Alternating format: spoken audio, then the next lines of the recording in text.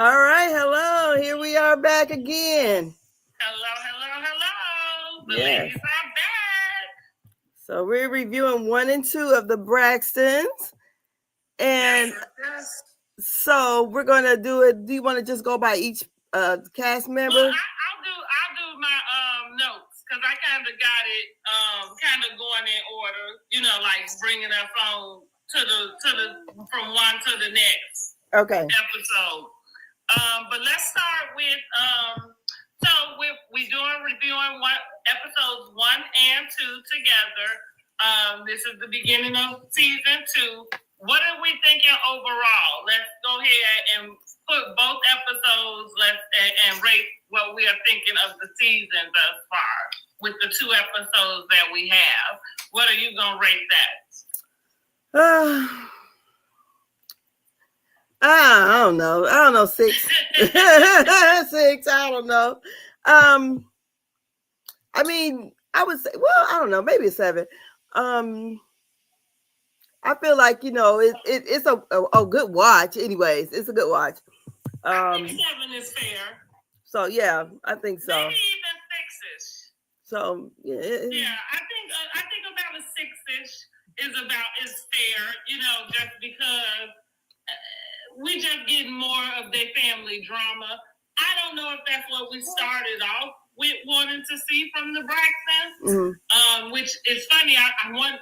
Well, it may have had to do with their contracts and how the way they ended coming back on the network. Maybe why they couldn't use Braxton family values anymore. But at the same time, because of all of these things that have come out at this point, and even leading up to this point, going back to Braxton family values, I don't know if that would have been appropriate to use anyway, So, so I say about a 6. I think I'm gonna rate it at a 6. Like I think I feel like I'm just invested in them just in general, and so it's no real bombshells going on, and it appears that they do a very short filming. So I think that they kind of draw us out a little bit with some of the shenanigans. Yeah. And even since they come back as the Braxtons, it does. I mean, I guess they just can't help it though. But it does seem like they are like monopolizing off of the other people's drama more than their own drama. Yeah. Yeah. So hey. But we watching. Yeah, we are. Let me know in the comments. Let us know in the comments. What are you thinking about the Braxtons season 2 thus far? But let's go ahead and get into the review. We're gonna go from episode 1 into episode 2. And so episode 1 opens up. We see the sisters arriving separately at a restaurant. Looks like they're gonna have a ponderosa. And what's her name? What's the lady name? Jackie, right, from Basketball Wives. She likes to call the roundup the ponderosa at the round table. And they show us the different clips of the sisters kind of saying what their expectations are for the season. Going into the season, Tamar expresses that she is glad to be a full-time member and not just a friend to the show. Yes. We are glad for you to be that also, Tamar, but I wonder if that was your own doing while you're trying to throw them under the bus that way. As if you need to do anything that throws them under the bus. That's what's funny about her. So they also started to describe some of the issues that they're having with the fact that Tamar has decided to bring their niece Ashley onto her podcast. And we knew that was happening in real time because Ashley did her TikTok, and she revealed that there was a situation with one of the sisters' husbands that he sent some inappropriate texts. Her dad and mom found out, the auntie found out, but yet it sounds like nobody really did anything about it. And at this point, that was 16 years ago. So at this point, she felt the need to heal after losing her younger sister, unexpectedly. She kind of says that she recognizes how final death is and how fast life goes, and that she wanted to heal. And that's why, and we'll get to that. That's another time. So we also find out in that first clip that Tamar was a cis and deceased. So what I was explaining is we knew that she was going to have Denise on the podcast, and since then Tamar has released episodes on her podcast. I don't think she's done any in quite some time at this point, but I know she had Trina on. Anyway, we never did get to see Ashley, and we didn't have an explanation from that until now. Now we see that she was sent a cease and desist, and which she is upset with the sisters about that because it's her belief that that came from her sister. So let's stop there and see, what do we think about that opening scene? Well, the opening scene where, we're at the table and everything and discussing everything. I think, Tamar may have a right to be a little upset about the cease and desist, but this whole thing to me is very, like you say, sticky. And I did watch the girl live last year or whatever it was. Yeah. And just to be honest, from what I understood, it was a flirting back and forth. He's married to the auntie, was gay, and from what I'm seeing on TV, did they have a conversation, her and the auntie, or was it just like, okay, I'm sorry this happened, and then I don't know. I think that's what none of us are clear about. We're not clear on when I say the context of the text, meaning we don't know what conversation was had, right? But I think everybody, and I was about to say everybody seemed to agree that they're inappropriate, but at least Ashley and her parents seemed to agree that they were inappropriate. Whether anybody else seemed to agree with that or not. Mm-hmm. And also, I think the cease and desist may have come from the dad. Yes, he did. He did that to the daughter. Okay, to the daughter. Okay, so he may have been the one to send that to Tamar as well. However, in that same thing, we see in the clip of Tamar telling Tony that she saw their names or something. So, that's kind of up in the air, but we do stand. So that's that opening scene, which we are only left to assume that is the way the season will end. Yes. Is with the sisters having that conversation, and we'll get to see that all play out, at least to whatever entirety there is. Hey, Miss Keisha, thank you for coming in. Yeah, because on the live she did last year, she talked about the dad and the stepmom and how she felt mistreated basically by her, or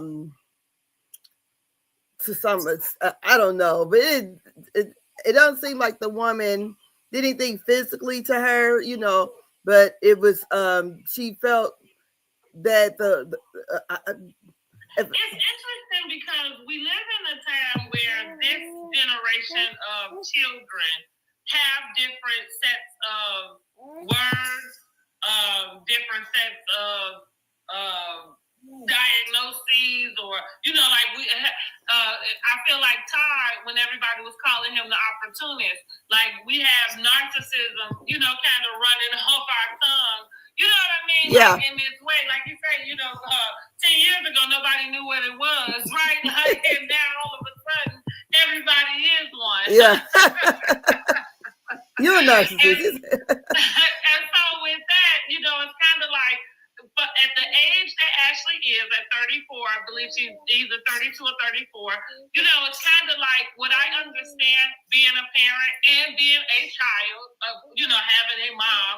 It's kind of like, I understand that parents have one perspective and children have one perspective, and it can be, not in that case, about whatever she was discussing with the mom and the dad, it could really just be coming from a perspective of the child. You are a grown adult, but just like with you not having your own children, I don't know if you're even able to see a parent's point of view until you have your own family and children, and then maybe, depending on what it is you were even describing, because like you said, like you didn't feel like you heard anything that was, so like abusive, let's say that, because we know there's some things you can hear and you like, oh no, that's dead wrong. But then there's some things that happen, and as parents, we all understand what's happening, right? Mm-hmm. But children may not, and like I say, she's an adult, but she still is coming from a child's perspective as an adult, So I that's the grace that I give her and look at it in both aspects, in that way. Yeah. So the next scene next kind of scene we're going to talk about, we spent 3 weeks earlier. So Tamar is meeting with Ashley at the restaurant. So she's flown Ashley out from Europe to come and be able to film the podcast. Yeah. During that, she said, wait a minute, I said Tamar is meeting with Ashley at a restaurant about the upcoming podcast and her feelings surrounding the information that she is about to share on this podcast. She's already shared it on TikTok at this point, but coming to Tamar's podcast would be even more exposure, possibly, than what she was able to gain on TikTok. And also let Ashley know that she was really just wanting to offer support. Tamar says that she flew her niece in so that she would know that somebody cared for her. She also says that her decision to have her niece on the podcast is not to be messy with her family. And how do we feel about that? How do you feel about Tamar being the one to have Ashley come and use her podcast as a platform to have Ashley kind of say this officially? Opportunist, a little bit. I do. I knew words that they're using. Yes. I also feel like I don't know. I don't think everything is for public consumption. I don't. And because like, okay, we're on the podcast. Is there some kind of licensed doctor there that's going to give you some help to try to? I'm not sure if that lady. I feel like that was she's licensed at something, but I'm not sure if she is. I ain't see doctor by her name, and she says that's Tamar said that's one of her good friends.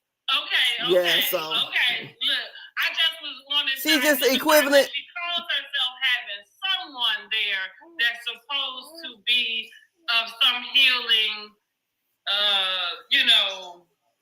aspect. I don't know if that's in an official capacity or if that lady has just self-proclaimed herself as that. Because why James there? Here's how I looked at it. I'm kind of like Funky Darneva. Pay me for my pain. What I'll say about Ashley going to TikTok, right? And I don't know what her following, I don't know what her status on TikTok was prior to even doing the video, because I'm sure they went viral and she probably collected a lot more followers and things at that point. But here's what I think a lot of people don't realize when it comes to putting something out, making it go viral or having it go viral, and you not being at a level where you're already monetized in any space, right? Because that takes more time.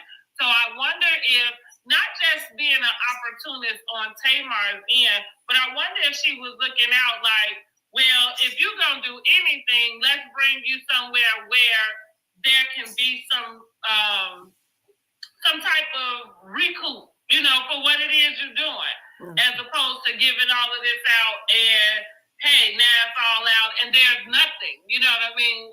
Like I say, in the words of Funky Dineva, pay me for my pain. And I ain't mad at it, because if you can, go ahead, go ahead. So that's kind of the way I looked at that, in a sense, with Tamar. And here's the other thing.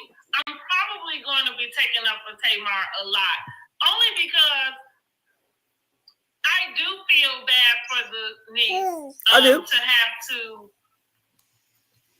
have the feelings, hold the feelings that she holding for her aunt, and I do think that it is important for somebody to step up and to acknowledge, like, even if you don't know the whole truth, or I would think that you believe it in some capacity, but at the same time, it's important for somebody to be there for her and for her to feel like somebody love her, which that's where Tamar is kind of saying that was where her initial having her come in is at.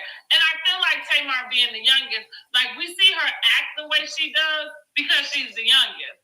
And I think that's kind of the get up and the thing she's been able to get away with. But I also give her this space of being misunderstood, because I feel like she understands just kind of being out there on your own with some hard, with some hard things to have to overcome. And for anybody who's gone through anything that they've had to overcome, it does help to have somebody in your corner, as opposed to kind of feeling isolated and shunned, by your family especially. But was she really shunned? That's what I'm trying to understand. Because it didn't seem. It seems like she. In the sense of nobody addressed it publicly. Why would they have to? Okay, address it publicly to us, or just to her? At the point in which you put it out. So, because here we are, right now you're filming. Now this is kind of part of this season, and as we get through the rest of the episode, like, it doesn't feel like Trina is really kind of backing her. They're not saying anything to the mom at all, and she's not saying anything at this point. We only at season 2. I guess there will be more said about it, but at the same time, I don't really expect there to be a whole lot more that is said about what Ashley was saying, more so than the sisters taking it out on Tamar that she brought her to have her on that podcast. Like, it seems like the issue and the focus of what the issue is shifted to what it shouldn't be. It should be what the girl is talking about. And that should be addressed. And like I said, and maybe she's not a part of the show, but at this point, here we are. You know what I mean? Like, here we are. I feel that way. I don't. But I do agree that some things are not for public consumption. Mm-hmm. But that's all I'm saying is, here we are now. Like, it's kind of like the cat out the bag. It's too late. It's too late. In the words of Marvin Gaye, it's too late. Well, then they should have offered her a contract to be on the show without Tamar bringing her up there. I don't know. I think it, by them being all sisters or whatever, that it should have been, okay, we're all on the show together. Then maybe we should have voted on it. If this is something that we really, and ask Trina how she really feel about it. And I think the thing about it is that, from what I couldn't understand really what Trina was saying either. Because at first I thought she didn't know. Then she said she did comfort her. She has the same number. She changed hers, the niece. So then she went on to say she was being bullied online. So I'm like, for you to, because we don't know what was said, on any, because on the girls live, I don't know, it kind of seemed like on her live, the way she made it seem like that maybe Trina may have took her husband's side or something, or I agree with you that she absolutely feels that way, But see, it seems like, but it seems like the text, because it wasn't, she's 16, but it seems like the text wasn't like he sent the text to her, and it seems like she was entertaining the text from what she had said. That's the way I comprehend it. I don't know, but that's the way I comprehend it. So when I guess we live in a climate at this point, in a sense, and it would really suck to try to categorize a 16-year-old in a way to say, what is the difference between knowing what you should be entertaining and not? You know what I mean? Well, I mean, you ain't that slow at 16, well, I mean, that's what I mean. It feels strange to categorize that, but at the same time, I think we've learned that lesson with R. Kelly, for instance, because let's think about R. Kelly. Thank you so much. Because that's kind of in my time frame, right? And I'm from Chicago, being a person who knows my cousins graduated from Kenwood. So I'm saying this to say the information that was being out about R. Kelly was not necessarily false. He did go to that high school. He did go and pick. And what I'm saying is, when we think about the way that girls move then and the way and what we know about how they move, like the reason why nobody, I mean, I'm going to say, of course, you always knew a grown man dealing with somebody in high school is wrong, right? But at the same time, you feel like girls moved in this way where they wanted to date the guy who had the car, the money, and so they're not looking at it in this power thing, Yeah, but that's your auntie husband. Talk about it entertaining, it's kind of like an adult and a child who has the responsibility. The adult. It really is the adult. True. Right. But I will say, if I am a 16, we all have been 16 before. So if I'm the 16-year-old daughter, niece of someone, my auntie husband is sending me some crazy text messages, I'm not entertaining it. I totally understand that. And that's why I'm saying I wish there was a way for us to know some of the context of what it is. And I think the text word. We were talking yesterday about what we were saying about the DMs. Having, like family member husbands or, friend of a friend or whatever husband. And they could be saying something as simple as pressure. And then you come back and say, oh, thank you. And then he come back and now you in this back and forth. And even as a child, I mean, as a young adult, let's say that, because she's like a teenager is not maybe a child, but at the same time, they're not in that mental space. But that's why I said it appears that the text messages, they were sexting each other. That's what they were doing. Okay. And that's what. So it wasn't. I mean, I know it was clear what it was. Okay. Yeah, that's a lot. Yeah, that's a lot. That's a lot right there. Okay. So that's what that was. So. But that's what I said. I'm like, well, from the dad, he seems to have thought that whatever was going on was inappropriate. But to your point, I wonder what her deal was for. So, because I feel like, because she said she took the phone to somebody else ended up saying something about it. Yeah. So she had a friend's house and she showed the friend, mama, or something like that. So there was some sense of, I don't know if this is okay or not. And it sounds like I don't know if that's fair to kind of like. No, because I listened to her live, and it plainly seemed to me, as I comprehended, maybe a younger girl who was kind of maybe had a light crush on someone inappropriately. That's the way I took it, and being that it was her auntie's husband. But yes, of course, he should not have been texting her.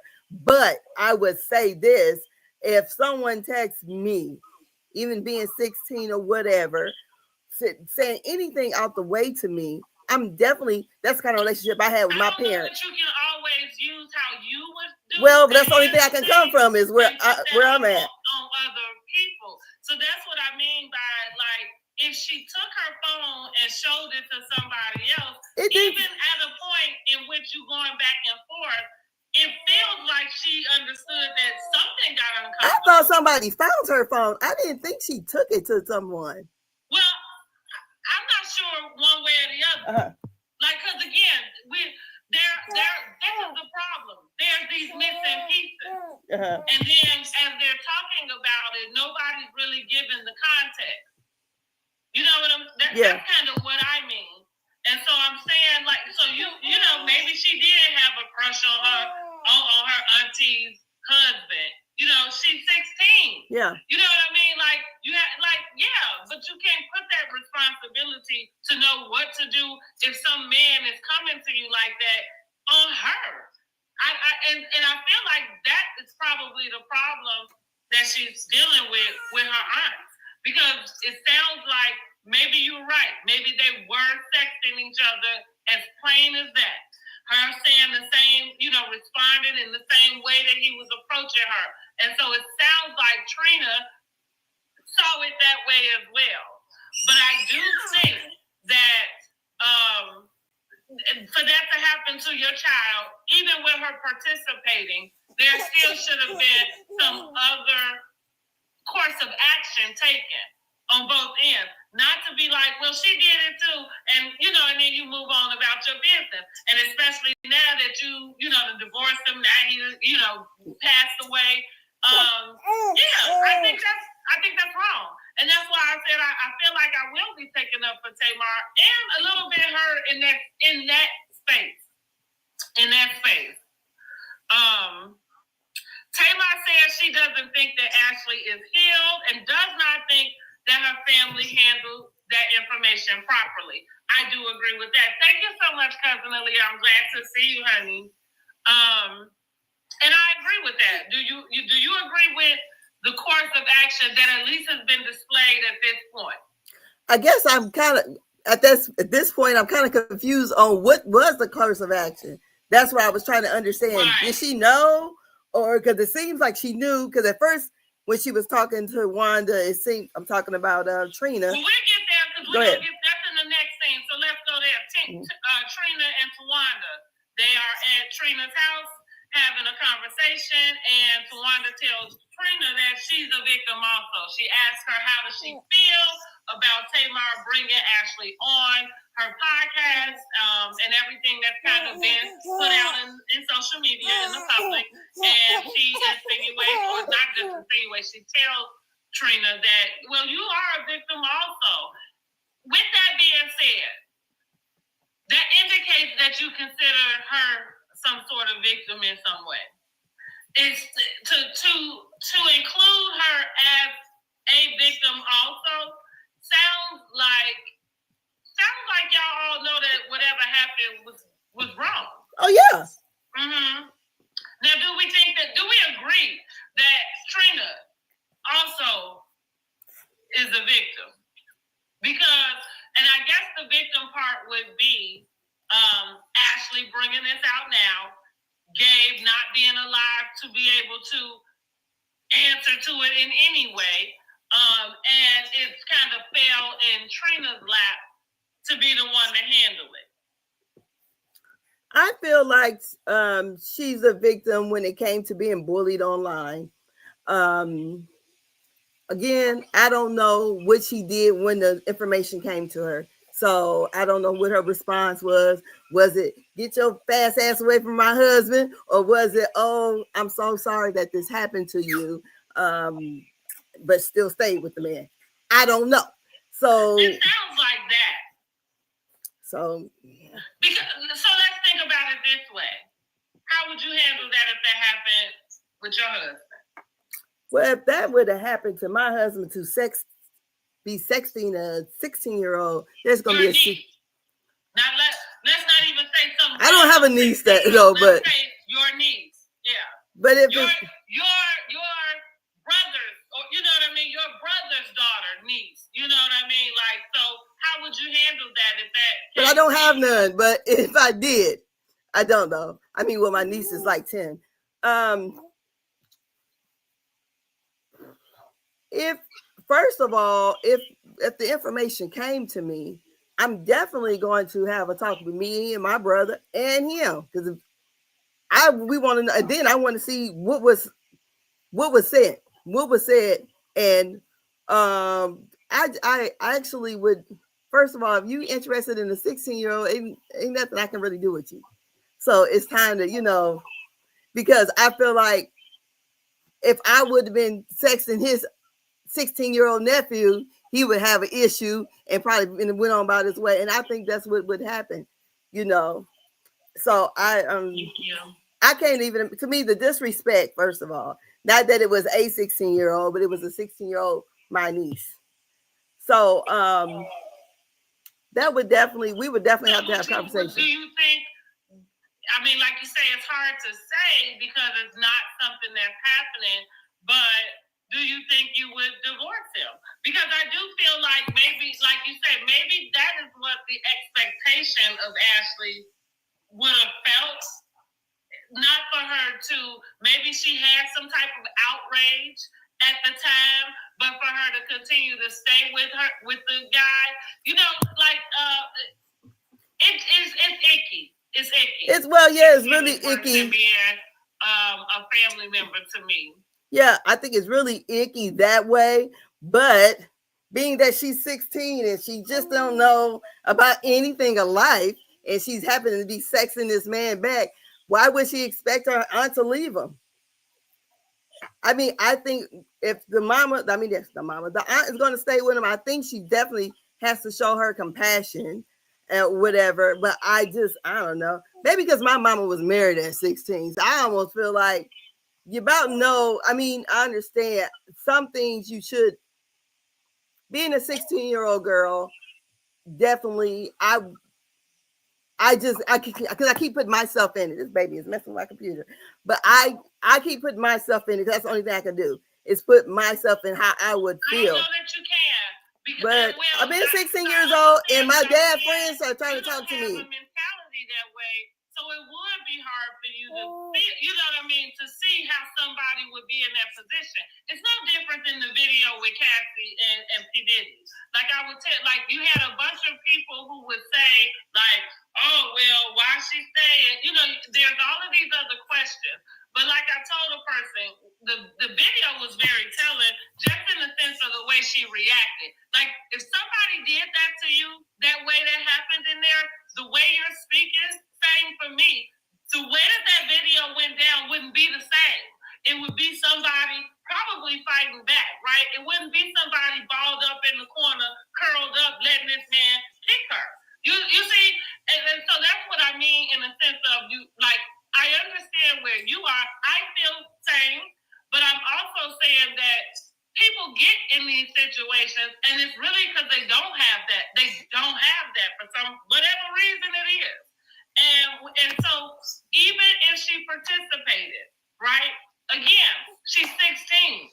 And yeah, that's a child. I don't care if she walking around with her lipstick on and her boobs out. That's still a child when you talking about a grown man. So, and like I said, I don't know if Trina was supposed to leave her husband or not, but I do think that would lead to, because it seems like for her to take the time out and wait 16 years to pull it out, even then, maybe there's confusion about what was supposed to happen in her mind. Because we have that question too, like, well, why did you wait so long? Which we get to that.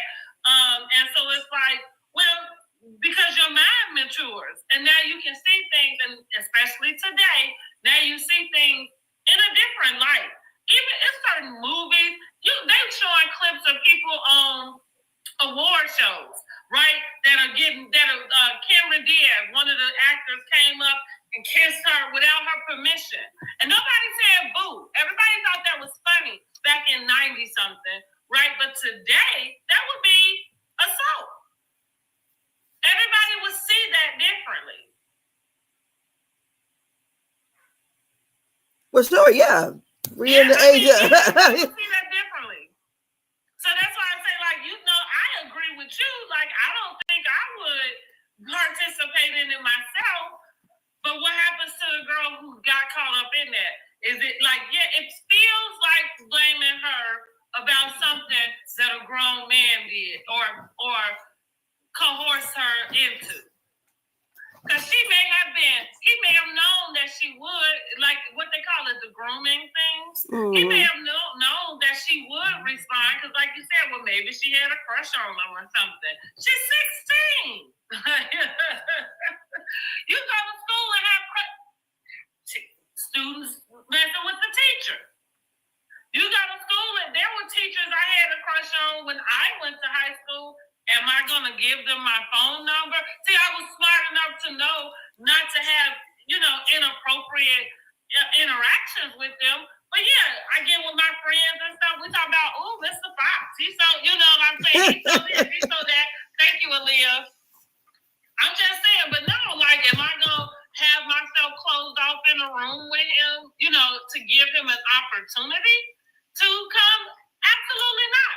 But not everybody is that way. That's why violations occur. You say it's on the man, not the niece. That's what I agree. I do agree. And is Trina a victim also?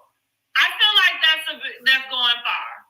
I feel like that is primarily why Tamar decided to do what she did. Because to your point, maybe there had been a conversation, and the conversation may have sounded like everybody wanted to just say, why are we doing this now? And kind of sweep it under the rug. And Tamar feeling, because she said that she was violated and nobody did anything, they didn't believe her. And I do think that mind frame would have you react differently to somebody else coming to you in a position like that. Oh, okay, but it seems like, thank you for the popular flavor. It seems like Tamar didn't really do nothing about it until she did this. That's true. That's true. That's why it seems like okay. True. I mean, you're right. Because what she do 16 years ago? Well, she said in a confessional, she said she didn't know about it. That kind of, I feel like that would I think that would track. Considering where she was, even where she was when we first met everybody on this reality show, I could see them having something like that and not pulling her into it.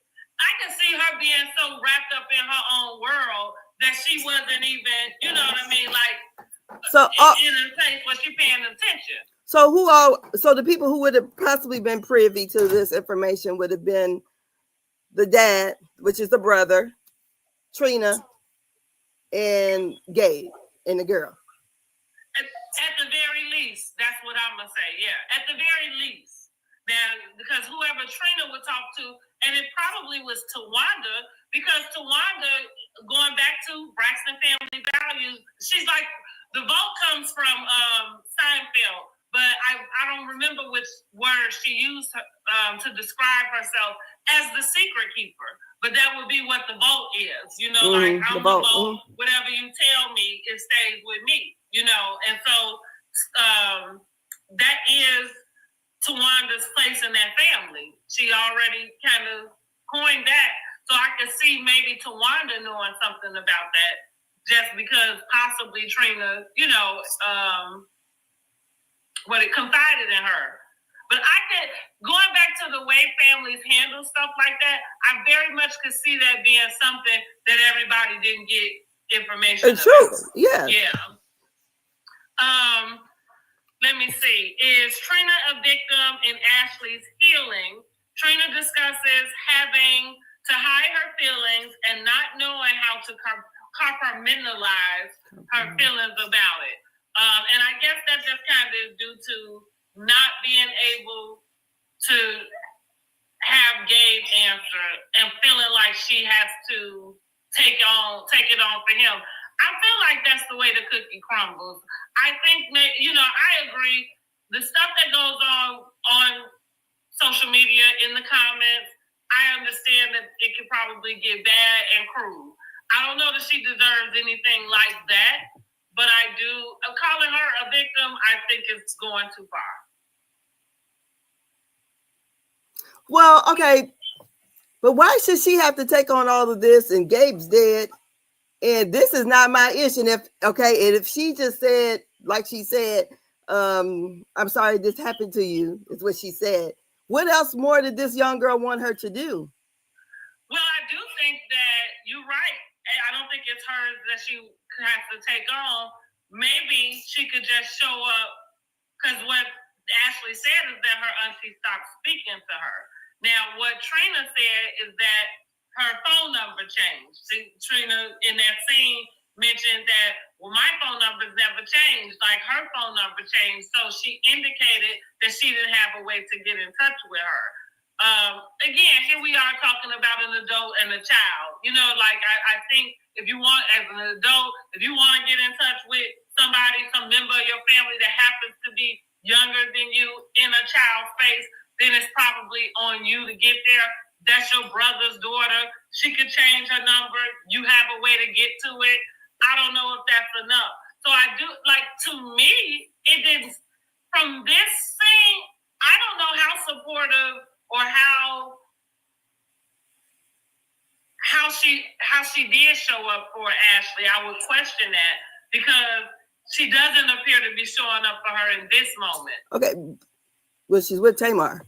But my question is too, so they used to tour together. So she was touring with them before she got 16? That's what I want to know. Or was it after? Ashley did. She back up sang with them. They showed it in there. So I was wondering if this was before. I can't say. I was wondering if that was before or after Gabe. Were they not communicating in that time too? But they were touring together. They all sung back up with Tony. I don't know about Ashley. She was there. They showed it in the film. If she did tour with them, I would think Ashley was older than 16. That's what I'm kind of wondering. Like, okay, so while they were touring, were they still not communicating, or was there like a one of those type things? Because they showed her in the episode. They showed her on stage with them. So I was just kind of wondering, was this before? With them where? With Tony? All of them. Okay. All of them were on stage with Tony, singing back up. Okay. So I just kind of wondered, like, how old was she? Was this before this all happened, or this? I missed that altogether. I didn't see. I done watched it 3 times. Funny enough, I've never even known that. And I'm gonna say this because prior to Braxton Family Values, I knew who all the sisters were, because I am a Tony fan. And back in the day, you when you got the CDs or even the tapes, right? They had the lyrics and everything. So I knew who the sisters were because they were always her backup singers. Yeah. But I don't ever remember, seeing. So that's why, if it's something in which they were filming, I like Braxton Family Values, because at a certain point when we get there, Tamar quit, Tawanda didn't want to do it no more. So I can see her recruiting somebody else at that point. But yeah, I would think it was after, because Trina stopped also at a certain point, right? Yeah, because it was Tracy, Ashley, all 4 of them. I don't think Tamar was up there. I didn't remember seeing her, but it's in the episode. They show clips of it because they said, because we used to tour together, and then they showed it. And then they showed it looked like a clip of them, a clip of her, like they were on what do you call that? Like a golf cart, maybe in one of the scenes from the Braxton's Family Values on there too. So does that make it better? No, I'm just wondering, was this before or after the fact when she said that they don't speak? It might be even worse, right? Because we talked about family secrets, and like I said, I can imagine something like that happening. I can imagine having only a minimum amount of people know about it. And how disgusting is it that you would continue to, like, you still got to go to Thanksgiving, Christmas, to all of it, and now work, you know what I mean, and still be in that environment. No wonder the girl get on TikTok and start shouting to anybody because you MFers didn't give a damn, Well, I'm pretty sure they didn't make her tour. So I'm just trying to figure out, when did this all happen? Did they have a conversation while they were touring? Was Trina treating her cold during the tour? That's why I was trying to figure out what was the timeline in that. Because like I said, what all did she expect for Trina to do? was Trina actually rude or mean, condescending to her? I feel like from Trina's, in my opinion, from her response right now on this episode, on this season, I believe she was cold. I believe she did just throw it back. Yeah, I don't think she acknowledged it at all. That's what it looked like to me. Oh, I didn't catch that. So, but I couldn't understand. I didn't catch that. I just seen a person upset that is out. I mean, I don't know. I don't like. I feel like if it was me, I wouldn't have anything to do with the guy, and I feel like I would probably make it my business to always try to make sure that she all right in some way. I don't know. So if she, and the fact that she doesn't feel like she's gotten that, it just indicates that a person didn't do it. To me. Yeah. I mean, some stuff is just as simple as that. Well, I tell people all the time, when something don't make sense, it's because it don't make sense. Ain't no way to make it make sense. You know, like you missing something or whatever. But when it don't make sense, it don't make sense. No, the whole thing doesn't make sense. It didn't make sense for her to come out and say it on TikTok either. So Tawanda is engaged. Okay, she is engaged, and she's gonna let us know every time she gets. She is engaged. Acting, directing, and also planning a wedding. Okay, we ain't got much to say about that. Did you care about her thing she directed? I really didn't. I'm just glad she found her happy, and doing her own thing. Yeah, she's on what, Prime, Tubi, and Apple TV. Here's the deal. We're not gonna down it. No. You good, because in a minute you can go on YouTube. YouTube about to do the same thing that Tubi is doing, which is smart. And here's what I'll give them. Like, I know we do make fun of some of the Tubi movies. I do as well. But just to look at it on the big side of things, it gives creators an opportunity. Yes, because my little cousin did it. And not just get them out, but to actually be seen. Yeah. So big ups to Tubi. And big ups to anybody able to get their stuff on Tubi. Yes, that's what my little cousin does. He has several movies on Tubi. You're doing better than some people. Yeah. You're doing better than some. Okay, so we go with Tamar. Tamar is getting a liquid BBL, honey, to go with her new tatas. She had to get about 28 needles pumped up in her. She almost skipped out, but she went on and had that done. There's not much to discuss into that. What did you think about her getting a liquid BBL? I felt like I saw it plump up a little bit. It was like, dang, you had your booty as soon as you walked out of there? I don't know, because when she on the purple, I couldn't really tell. Mm-hmm. So she did it modestly. It wasn't something that was going to be. Well, that's how it should be. Yeah, exactly. I just didn't. Thank God. It just didn't look like she had too much done. I couldn't see it in that purple. But her breasts look nice. Her breasts really look nice. They do, honey. I was like, shoot. I need to go get this. But I could have never laid on that table for the injections. I don't know if I could either. Yeah, I'm like, I need to go get this. Like, is that what your teeth look like? Yeah, I used to work with a girl that had hers done, got a lift done. It looked nice. I said, oh, okay. I did work with one look, and I touched them too. Like, can I touch them? Okay, I noticed Miss Evelyn is not addressing any of these things going on with the niece and her allegations. I guess I don't know if that's good or bad. She meets with Trina. Her and Trina discussed Tawanda's wedding. It was just a little fluff scene. What did you think about that? Trina's a realtor. Who knew? Okay, she had to let the bar go. And I don't know what. Never mind. I'm gonna keep it to myself. But yeah. Well, Tony is still working as usual, right? Because every time we've been seeing Tony from the beginning, she working, honey. Still got her health issues that she needs to keep an eye on. And then we see her meeting about trying to get into some sort of directing as well. I know that's how I felt about it too, girl. But, for me, listen, We actually could have this show without Tony. And I've always felt that way from the beginning. I know Tony is the Braxton, you know what I mean? But Tony always seemed to treat them like they the lower level to me. Girl, but this whole creativity thing was the lower level.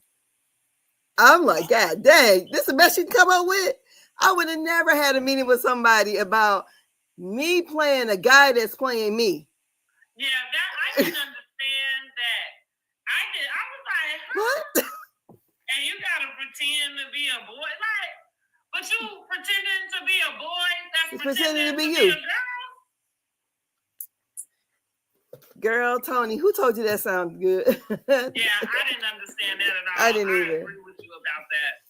I'm like, okay, you could have came up with something better. So she always been that way to me, though. That's why I said we actually could have this show without her at all. Mm-hmm. Yeah. Okay, so we going into the second episode because we come back to that second episode. It kind of opens back with another clip of the Ponderosa with the sisters. Tamar says that we found out in her confessional that she had been asked to be the maid of honor for Tawanda's wedding, and it had been rescinded. She accepted, sent her a video, and then she said she ain't heard no more about nothing. Next thing you know, she was getting an invite to come to Tulum, and she felt like looked like she was in her feelings about it because she wasn't part of planning. She didn't know what was going on about it. So they kind of showed a clip of them discussing that. She said she'd been relieved of her duties. And Tawanda's asking her, well, who did that? You know, and she's like, well, you know, you didn't tell me anything. Then we flip back to 3 weeks earlier, and this is Tamar filming her podcast with her niece. Yes. She opens their podcast up with saying family secrets suck. And they just, okay. And begins with asking Ashley what made her go to social media. Ashley explains that she wanted to tell her story to help others and understand that her story may hurt others. What I thought about with that was people who do like autobiographies. Because depending on, like, there are certain people, like, especially if let's say your friend group is full of celebrities, right? There are certain people that can be telling their story, but at the same time, while you telling your story, you telling somebody else's story too, because you include whatever this incident is with them also. And what we, I guess, have to leave room for is everybody comes out of a situation with different perspectives about whatever it is that happened. Clearly, that's what we're seeing with Trina. Trina seems to have a different perspective about something. But again, because we don't have context, we don't really know what that is. That's kind of a problem I have with some reality shows, is that you sometimes always have these missing pieces. Yeah. And it is their life. It is up to them to decide what they want to share and not share. But yeah, it gives you these missing pieces, because here it is, she's divulged so much and you don't come back and validate much of it. You know, a portion, but not all. What else did I say? Tamar offers her niece an apology, and she offers her an apology for not being in a position to help her at the time. What did you think about that scene?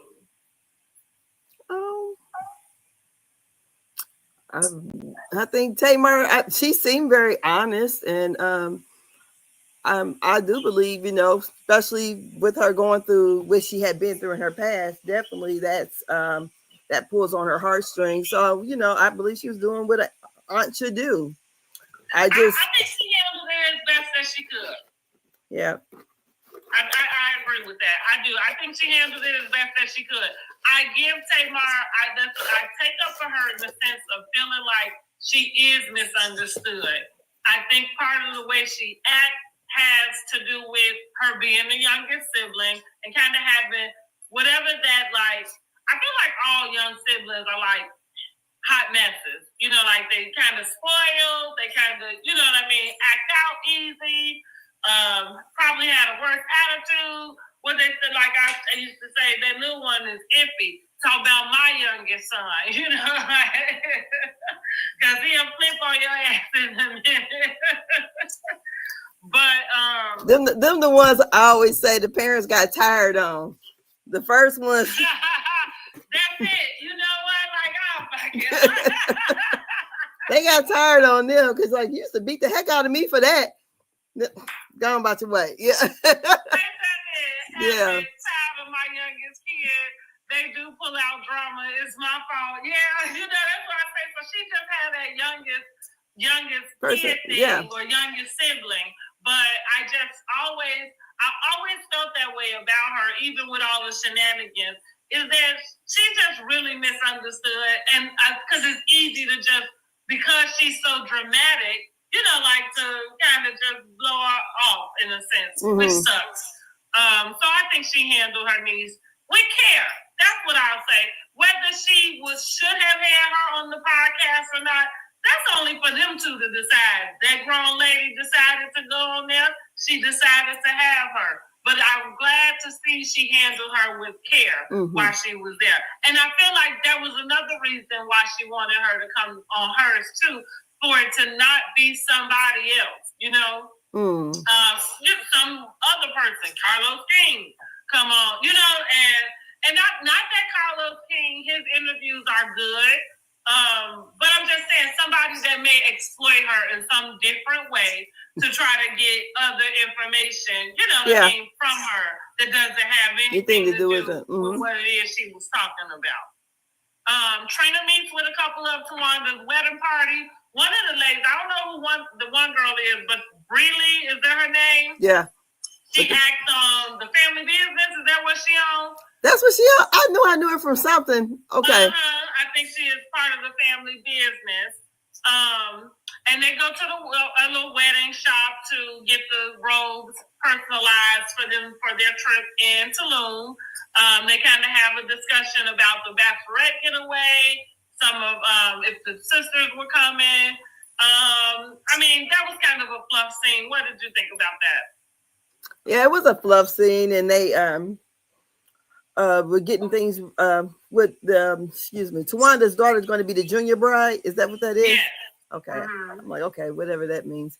But I thought it was, it was what it was. Well, you got married before you had your kids, but yeah, I've seen that quite often. When people get married and they have children already, the girl would be a junior bride. So it's the one. So you got the bridesmaids, the flower girl, and the junior bride come out before the bride.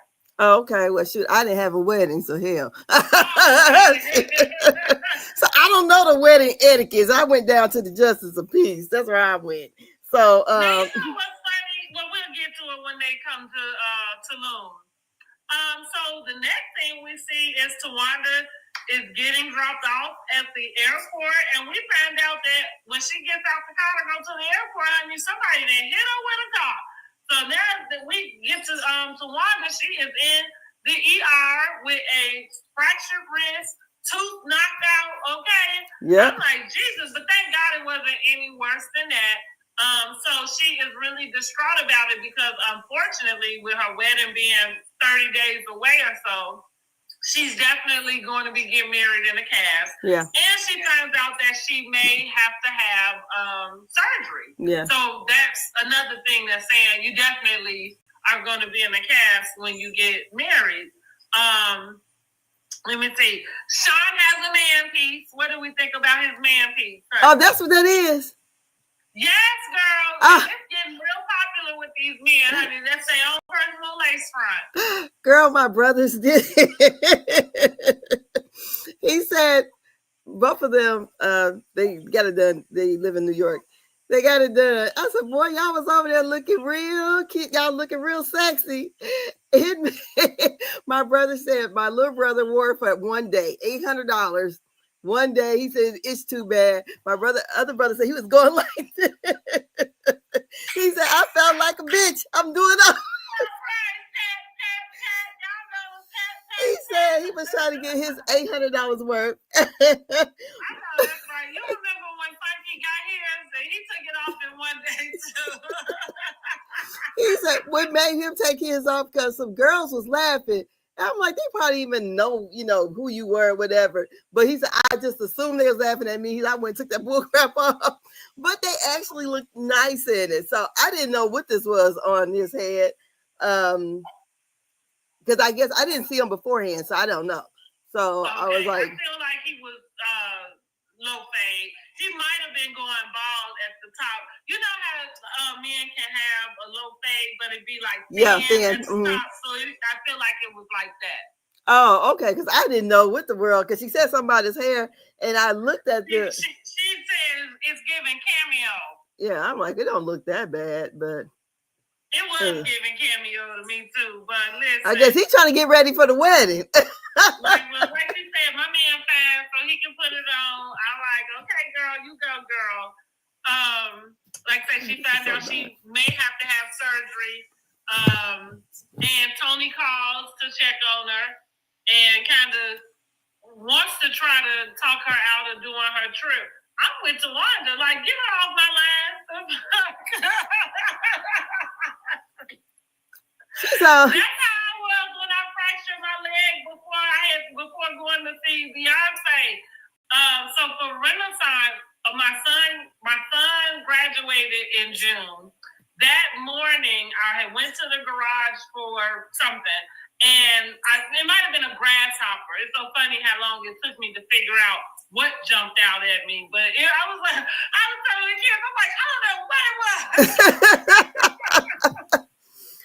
But it took me forever to feel like, okay, maybe it was a grasshopper, but I go down there to get something. I went in the box and honey, something jumped out and I kind of, popped myself back and twisted my knee. Oh. And Lord, yes, fractured like this bone, like right up in my knee. Thank God I didn't have to have surgery for that.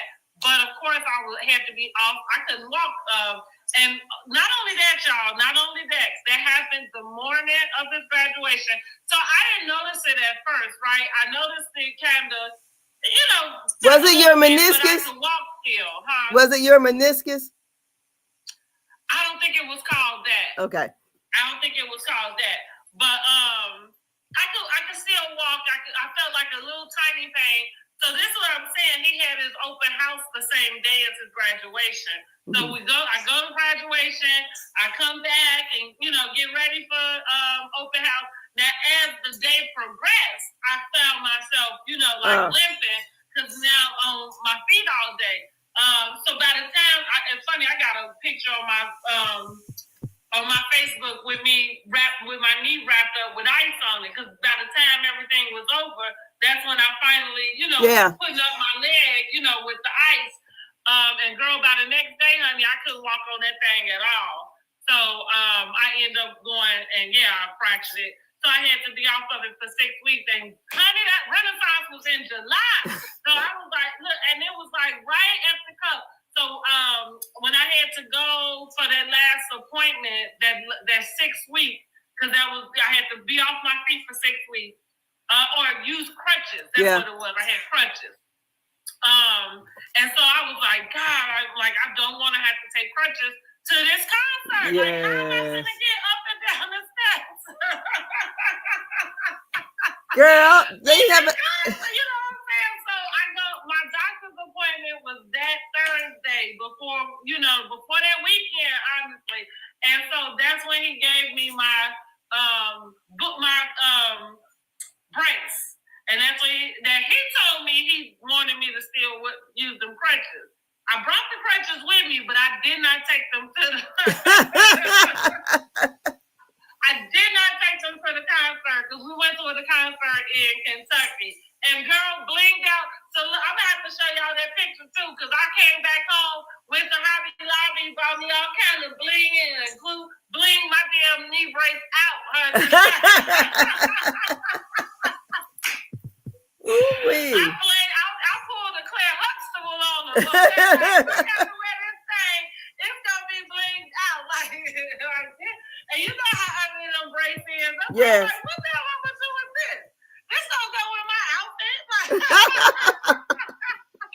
Lord have mercy. My doctor was looking at me like, girl, you want to heal properly.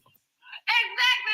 That's why he was looking at me like, I had to go, I'm going to wear it. Like, I'm going to wear it. But I blamed that thing out. Anyway, so yeah, I'm with her. Get Tony off my line because I don't give a damn what she say. If I have to drag this foot, I'm getting my ass. Exactly. Yes. Let me see. Where am I at with that? Okay. All right. So then we check in with Tamar. Oh, what did you think about? Tony is old fashioned. She is. She old fashioned. She is for sure. She reminds me of like my grandma never believe like everything you do, you're gonna have a setback or something. I would have been like Tawanda, I'm going. That's definitely. Right. Yeah. Yeah, I'm going. We're going to raise this thing up. Yes. And we get to where we got to go. And the good thing is she probably got there faster because she could get, they when they got her the wheelchair and probably took her right to the front. Yes. I would have played up on it. Okay. All right. So then we meet with Tamar. She's shooting her promo for the upcoming tour with October London, and she's a little confused, like about the creative director and what his vision was while she's in the bar. Then they start to say, "Well, we're gonna use the martini for a prop." She really loses it. Then she's like, "Wait a minute, now why am I holding the martini in this dress in this bar? Like this is not my audience. That's not what they do." Like I kind of felt where she was coming from. She said, "My audience drink." She said, "My audience drink the what's the Jesus? Long, yeah." Right. She said, "Look, her audience get F." Yes. That's not my brand. Okay, when she had to go, I had a Long Island girl. Decades. Girl, them Long Island Lights teas at the Legion. Oh my God. Girl, that liquor. So, this is when she let us know that she had accepted the maid of honor role, and then about the trip, not knowing about it. At that same time, she was asking whoever this guy is. You know, one thing about Tamar, which that's what we're gonna get to. She gotta stop hiring her friends, or stop kind of crossing the lines between working and what the personal life is. But yes. He didn't want to go. And I guess he said, "Take me out the chat." This is you and your sisters, and I don't want to be involved. She said she wasn't going to go without him because she needed some emotional support. What did you think about that? See, this is the part of Tamar that gets everybody, kind of against her. Because it's kind of like, sometimes you just don't play nice. You just don't play well. She's very selfish. Yeah, that's it. That's a good very word. selfish. I like that. I can go with that. Yeah, she don't play well with others. That I agree.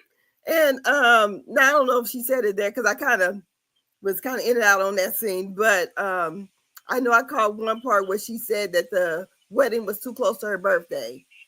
And yes, she said that. So I was wondering, was this wedding thrown together? You planned this birthday, whatever, before the wedding? And what do we think about something like that? Like, is that important to so I've never been married. I've never even been in a position where I was planning a wedding. So I'm saying that to say, how do you get to the date? Like, do the two of you pick a special date that's special between the two of you? Do you pick a random date? Do you pick the date based off of what it is you want to do for the wedding? Or is all of those things possible? It's probably everything. This where you're going to have the venue at. It plays a big important role. Yeah. And if you want winter, spring, or whatever. Yeah. Like that. So I just wonder if they had planned this wedding, because it seems like long as she was going to be the maid of honor, she was going to be there.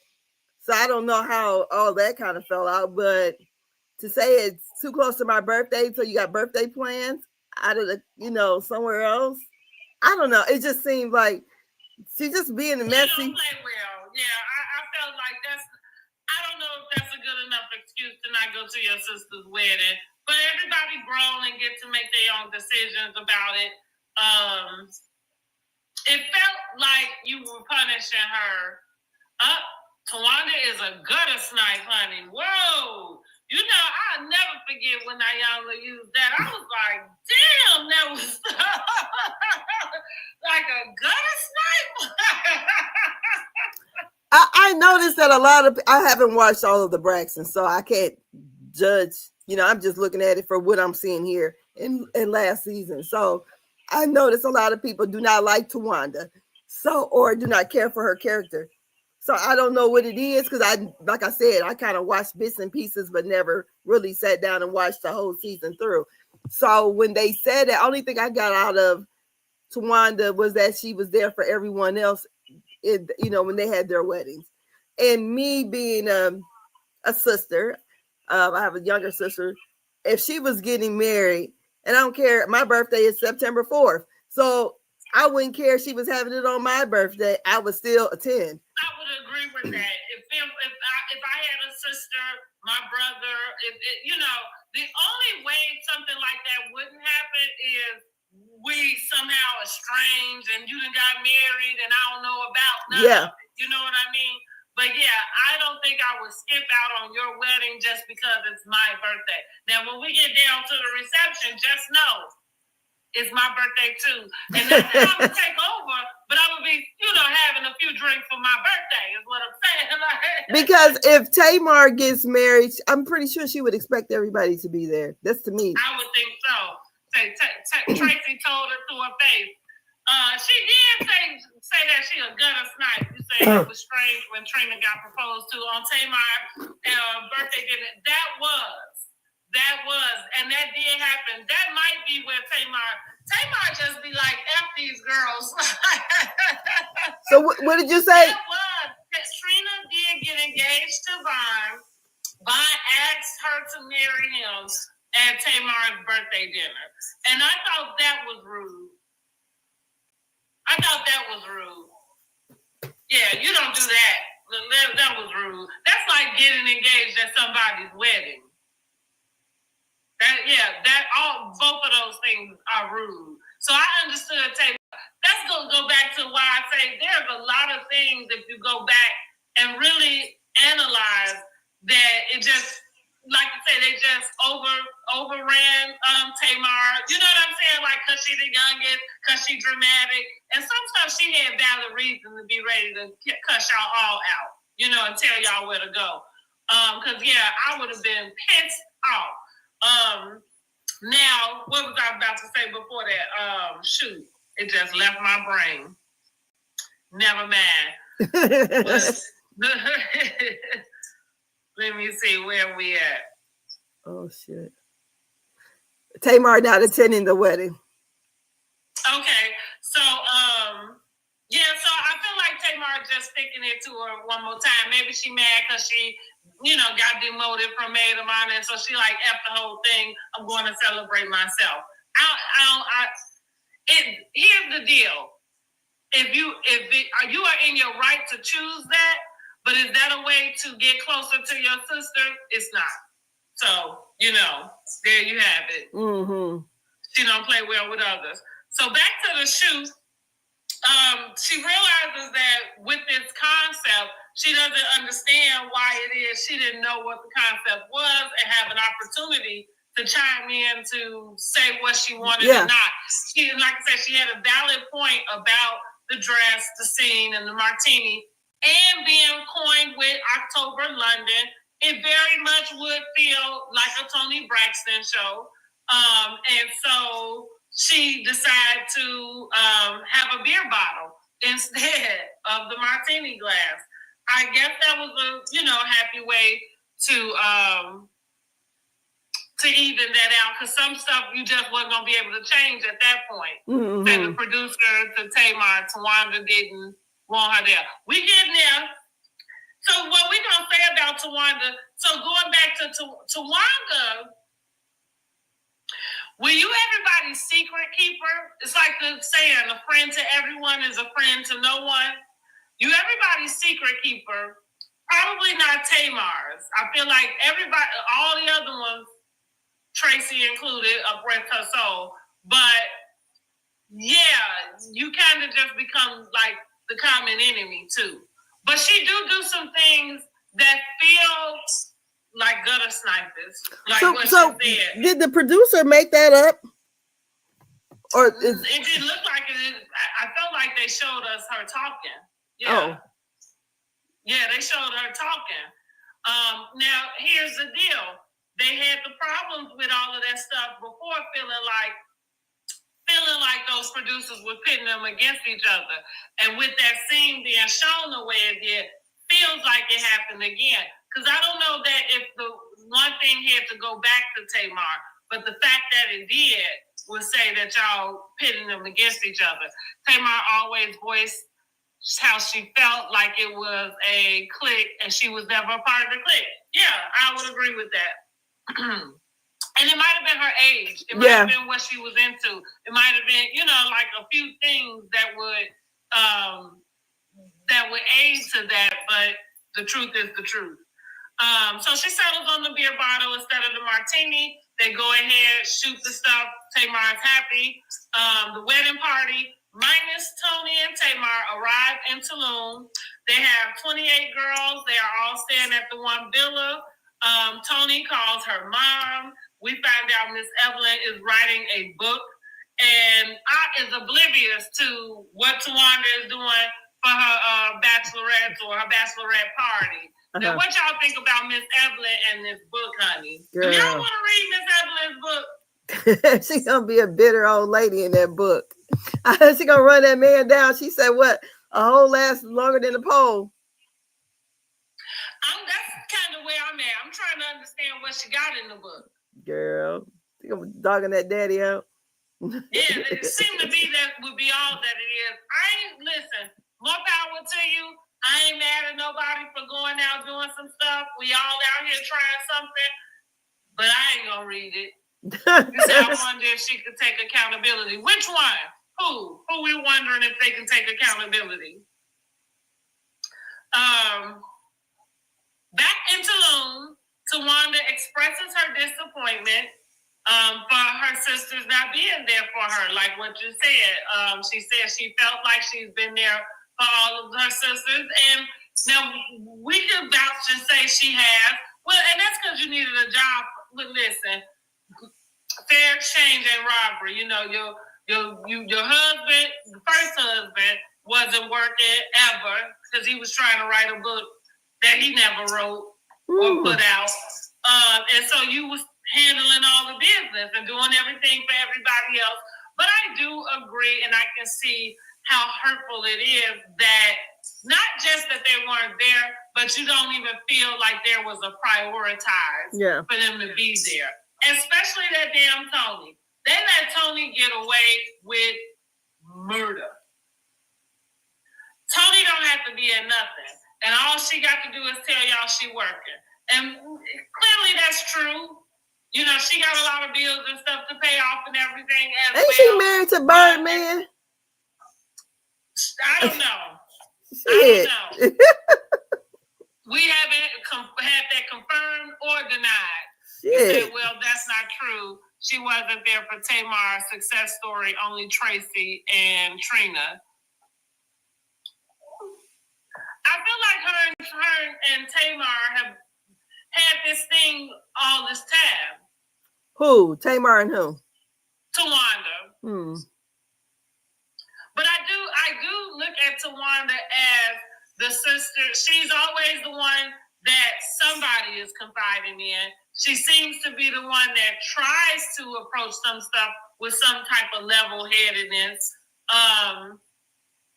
So again, I just understand that her first marriage was horrible, and she is in love, and so I think it sucks that her sisters are not breaking their neck to make sure they are celebrating that with her. Yeah. It does suck. I feel where she's coming from on that. I do too. When Tamar did Love and War, Tawanda was not around. That affected Tamar a lot on her on Tamar and Ben's show. Tamar was spoiled though. See, like I said, like that lady was trying to, like that man. What? See, that's what I'm saying. She had to pay our bills. She was working. Yeah, it's like she had to pay our bills. Tamar's not attending her wedding because it's too close to her birthday. Tawanda friend, she was talking to her friend in a private conversation. So her friend let her know that she needs to get this off her chest. She needs to have a conversation with her sisters. Let them know how she feels, especially before she gets married, because she doesn't want to take that type of energy into her marriage. I thought that was good advice. Yes. Coming from the sister, and I felt where she was coming from. It just really does suck, you know, to kind of put yourself last for so long in a way.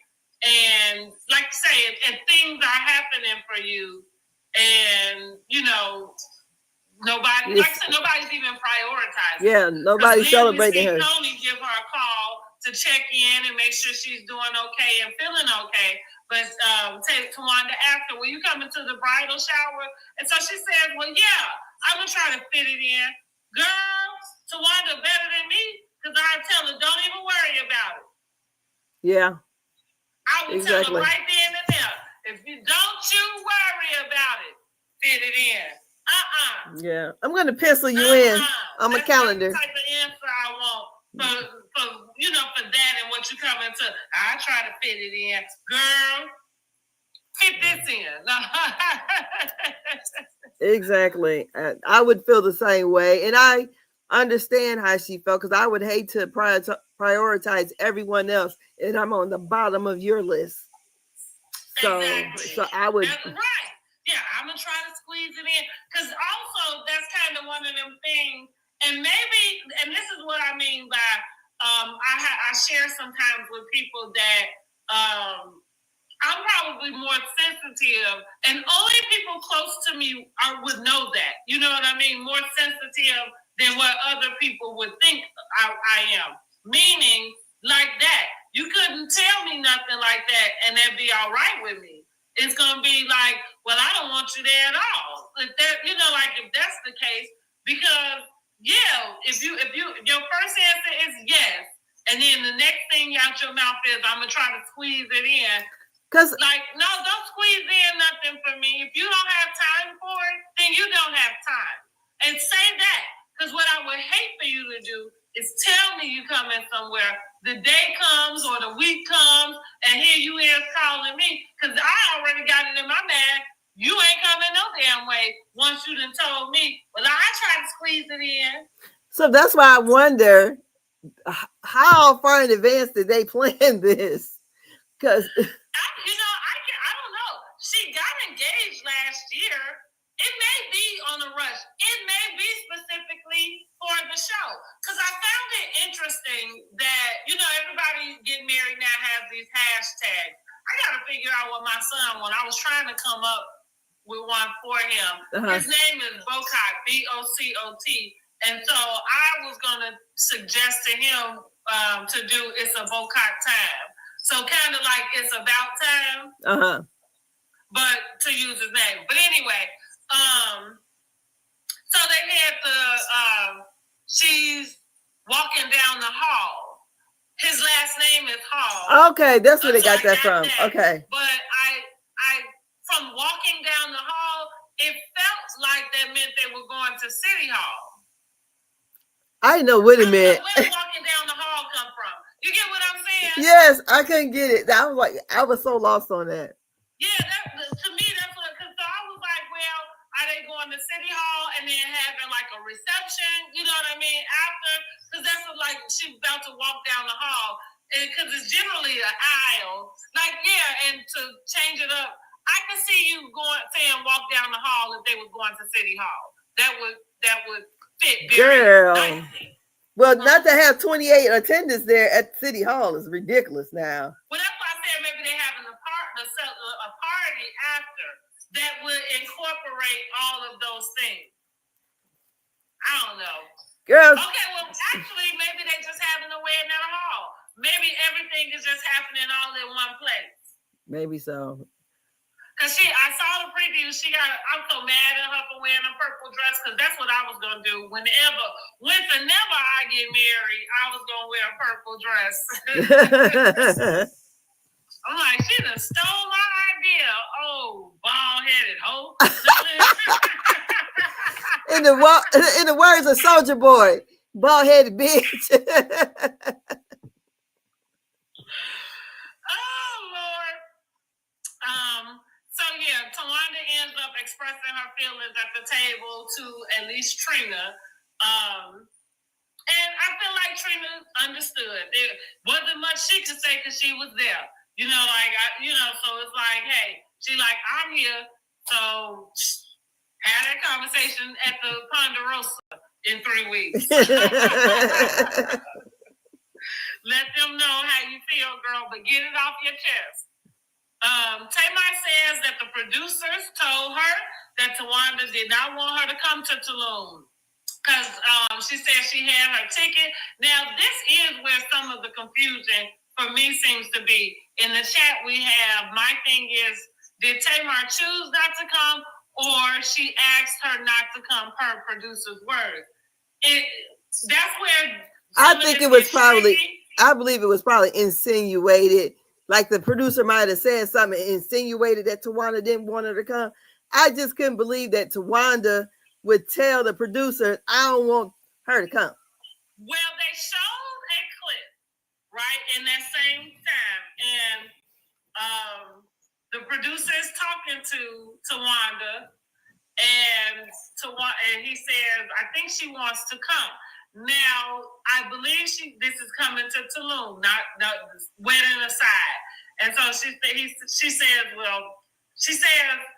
she just gonna ruin everything.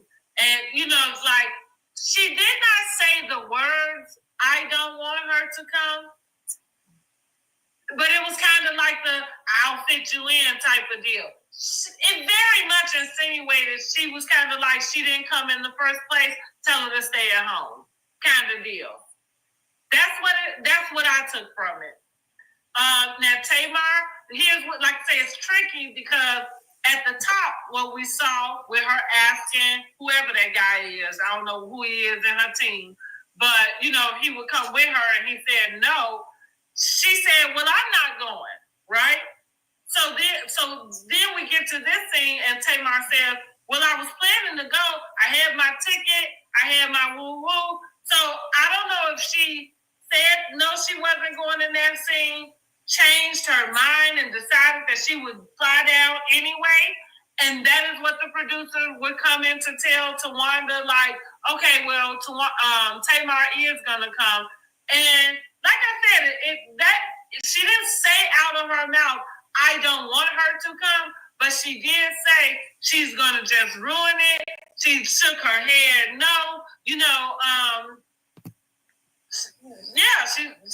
it felt like that she could stay at home. Like if she didn't come with the rest of us, she didn't need to come at all. So she was gonna come later. That's the way it's set up. And Tamar in the confessional kind of said it. She said, I had my ticket. I was gonna go, but I decided not to go because I was told that she didn't want me there. She said it directly to whatever producer was questioning her about it. She said, as a matter of fact, you told me that. That's why they clipped to the scene with the producer talking to Tawanda on the beach. Well, I feel like the producers is being very messy because they went back and told them at the Ponderosa what they say that she didn't want to film with them. So that's right. So maybe. And it would seem to me that y'all learned y'all lesson about that. Mm-hmm. Especially with this, y'all trying to, mend and get back together for Tracy's sake, honey. Tracy up there rolling over. Girl, she's dancing with Jesus. Honey. So let me see where we at.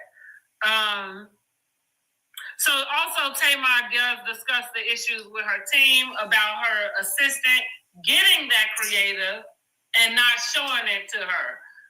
She was pretty light on him. And this is what I said. She needs to stop being friends. Stop hiring her friends. Yeah. And the reason it's kind of like I know that you want to be able to help your friends. I can understand that, but they would have to know how to be professional also. Yeah, they have to know that. And if you're not able to do it, then you can just be my friend. And I guess you just pay for everything y'all do when y'all go out or something, and as opposed to having everybody that work with you be your friend, the emotional support and your friend. That's one of Tamar's downfalls. And it's probably because she's in a place where she don't trust nobody. Because I'm going to tell you this, I don't trust a soul either. Because when your family will do you wrong, what you think a stranger would do? You know what I'm saying? So I get it. But I know better than to just kind of put that type of trust into somebody who worked for me, and then make them my friend, and then make them my emotional support as well. That's a little bit. It's too many blurred lines in that. Yeah. But she didn't necessarily scold them. She said it makes them all look bad as a team. So we get back to Tulum with Tawanda. This is the next day. Wait a minute. This is the next day after they arrived, it looks like. Or maybe the same day. I can't tell. But they take the wedding party ziplining. Of course, Tawanda can go ziplining. Brooke, who is her daughter, is there, and she's going ziplining. Did you notice that they put Tawanda and Sean's daughter? That's not his daughter. Oh, I didn't pay attention.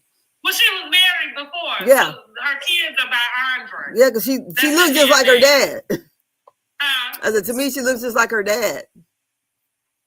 You mean her? She looks like Andre, the daughter. Okay. I'm trying to figure out who you talking about. No, I know who her daddy is. No. I know who her dad is. I just didn't read the caption. Oh, yeah. They captioned Tawanda and Sean's daughter. I said, oh, okay. That's what we doing? Tawanda, that was a little bogus. I mean, Andre ain't worth a damn, and clearly he must ain't paying no child support. They grown? Is she grown? I think she is now. Okay. Or maybe out of high school. Grown is relative, but you know what I mean? I know they just said she was an empty nester, so I just assumed she may be grown. So she goes ziplining. All the girls go ziplining. It's Brooke's first time. She look. I like the way she was wiggling her leg. Here I go. That would be me. That would be me. I've been ziplining before, but I can imagine that is the way I'm a zipline when I do. Yeah, her eyes closed and all, screaming and howling. Yes, like, oh my God. Yes. That was cute. The ladies are back at the villa playing bachelorette games. They are playing Don't Make Me Laugh, Pin the Banana. Okay. And who knows the bride best? Yes. So Tawanda pins the banana on the first try, honey. They say she got dick dar, honey. She knows exactly where it's at. She knows exactly where to find that thing, okay?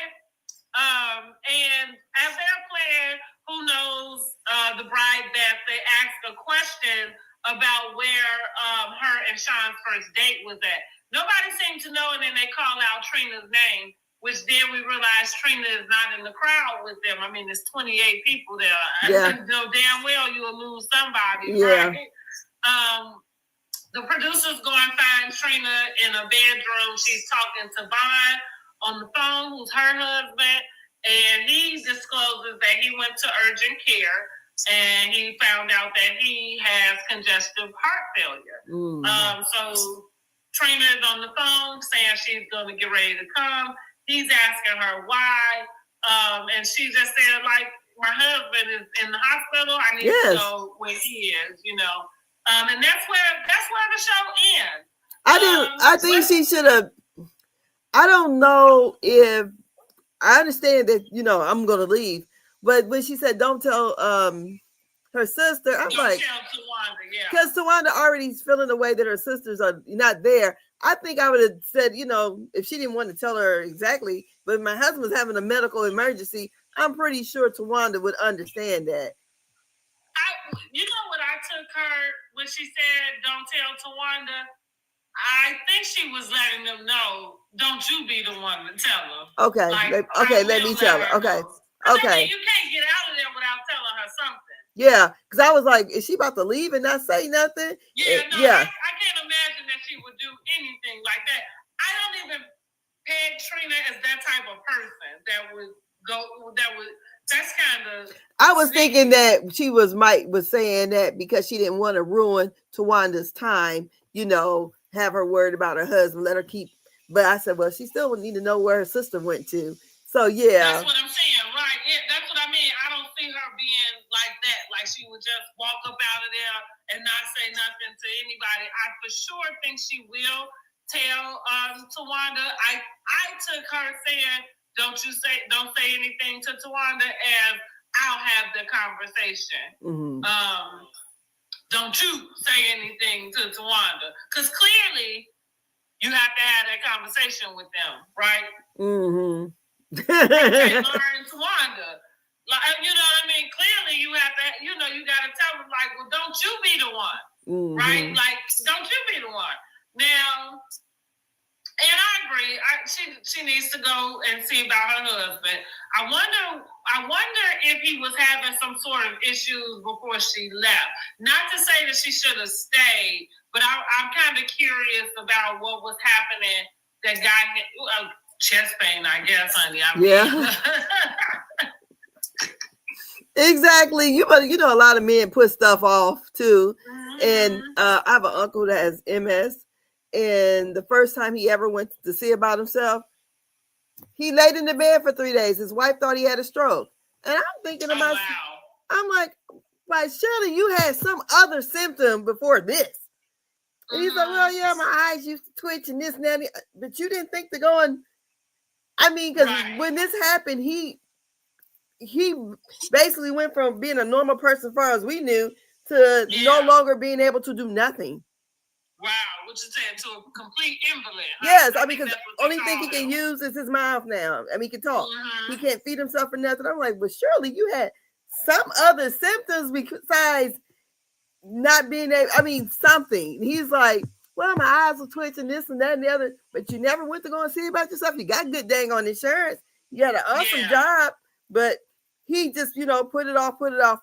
And then by the time this happened, I think he ended up going to the hospital for a whole month. That's to let you know he got some good insurance because they kept him in the hospital, not going to no nursing home. And but from there, I'm like, a lot of men just don't see about themselves like that, like we do. They don't. You're right. So yeah. Hopefully some of that is changing some. I think, men are finding more out about their prostate and taking that a little bit more serious. They're not blaming the girls. Look, on their ED, they're going to find out why they got it.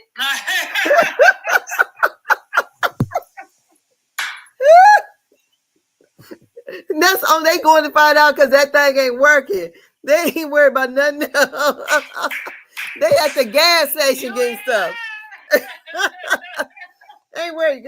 They have high blood pressure, diabetes, and everything, but that thing ain't working.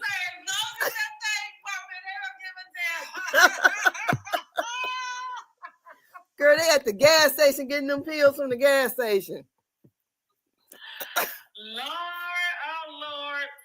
Oh, man. So we'll check back in next week to see, or actually tomorrow the episode, right? Mm-hmm. So we'll see, how Trina handles that. If she does leave, I imagine she will. It's up in the air because he sounded like he was trying to tell her not to come. Mm-hmm. I don't know if that means she won't. So he said he was in urgent care. So that sounds like he's not at a hospital. Well, the urgent care may have sent him to the hospital. Okay. Because from what so just me being a builder generally, I I don't think you get those types of diagnoses at the urgent No, you don't. care. They usually will send, like if it's something more serious, they send you, somewhere else to do that.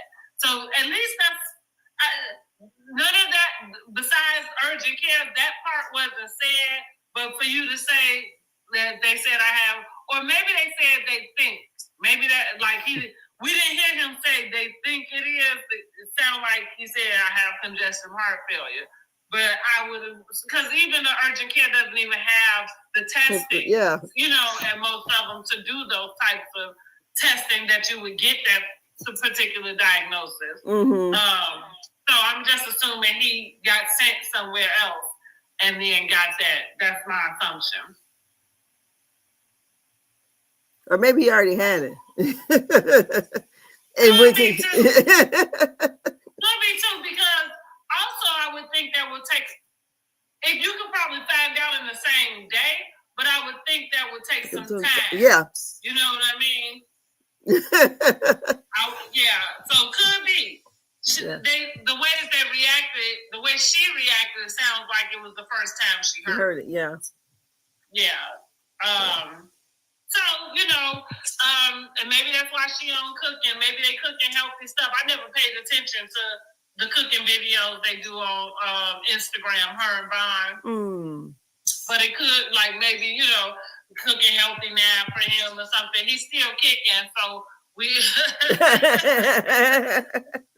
So we know that he is at least, doing well as of today, right? Uh-huh. And we, hope that he continues to do well with that. So, like we said, I'm rating the 2 episodes placed together. I'm giving them about a 6. Mm-hmm. I do think that they are leaning a lot on that Ashley, at least at the beginning. But here's the other part. I'm glad that they at least brought it and addressed it. And even if we don't feel like we got all of the information, I'm glad that they did not kind of just drag it push out. that under the rug like it didn't happen. I'm taking up for Tamar in the sense of sometimes shit, you're not trying to be messy in something that's already messy. The shit is messy, you know what I mean? So at whatever point that you were going to insert yourself to be supportive to your niece, it just would feel like a betrayal to your sisters either way it went, if they felt like they were done with the situation. So I appreciate Tamar for just giving the girl, some support. I think that's important. I wish that Tamar, I feel like she be trying, but then, and that's everybody. Like, when you're used to doing a certain thing, it's like me, kind of spazzing out and yelling. Like, I try to, approach everything, very calmly. I'm talking about with my kids sometimes and stuff. But here, every so often, something just switch you back into that mode. And, like, that's what we mean with, like, she doesn't play well. It's like, I don't see you doing a lot to help men. But on the flip side, I don't see nobody else doing a lot to help men either. So I don't know. Who's supposed to put in the effort? You know what I mean? Like, you ain't supposed to just be nobody's doormat. I hate that she doesn't plan on showing up to her sister's wedding. I think that's a spoiled brat move. Yeah. On her part, but she's a spoiled brat, so par for the course. But we're going to keep watching, and we're going to keep bringing out the rest of these reviews. Let us know, what are you thinking about the season so far? Drop down in the comments. Give me a rated 1 to 10, 1 being the lowest, 10 being the highest. So I wonder also, too, so we saw Miss E, so we're not, I would imagine that Ashley seen her grandmother when she came to town. I would hope so. I mean, she ain't been here in 5 years. So I would hope that the grandma or somebody. And that's why I said I wanted to point out that I noticed nobody's talking to her about that. I don't know if that's good or bad. Like, because I don't know what to think about that. I know she know it happened. You know what I mean? But well, I imagine the grandma probably don't want to she's older. She probably whatever she wanted to say to her and say behind closed doors and keep it that way. I can see that. Yeah, I can see that. So, and because especially with Tamar saying that the way they handled her in the whole situation with keep it hush hush or whatever. So I would just look for the mother maybe to talk to Tamar. And I mean, me being a mom, if one of my kids wasn't going to my other kid's wedding, I would feel away. So I would try to see if I can try to mend the bridges between the two. True. So that's So and the same with my grandchild too. To see if we can. But like I said, she's older. She probably don't want to do it, in front of the public, but maybe be handling that behind the scenes. So yeah, I can see that. I can see that. So yeah, for sure. I'm not gonna get. Well, look, we got our Braxton family values. The Braxtons. The Braxtons. The Braxtons. We got that review done finally. Yes. I guess we'll see what the rest of the season brings us. I guess we're gonna see. So back to your point about this wedding, I can see Tawanda throwing something together because they need something to film. It is given that. That's what it sounds like. It is given that, yeah. Yeah. It's definitely given that. Because, you're right, she's been engaged quite some time. And, yeah. It seems like everybody has something to do. Something you took all this time to plan. Yeah. Everybody has something else to do, seems like.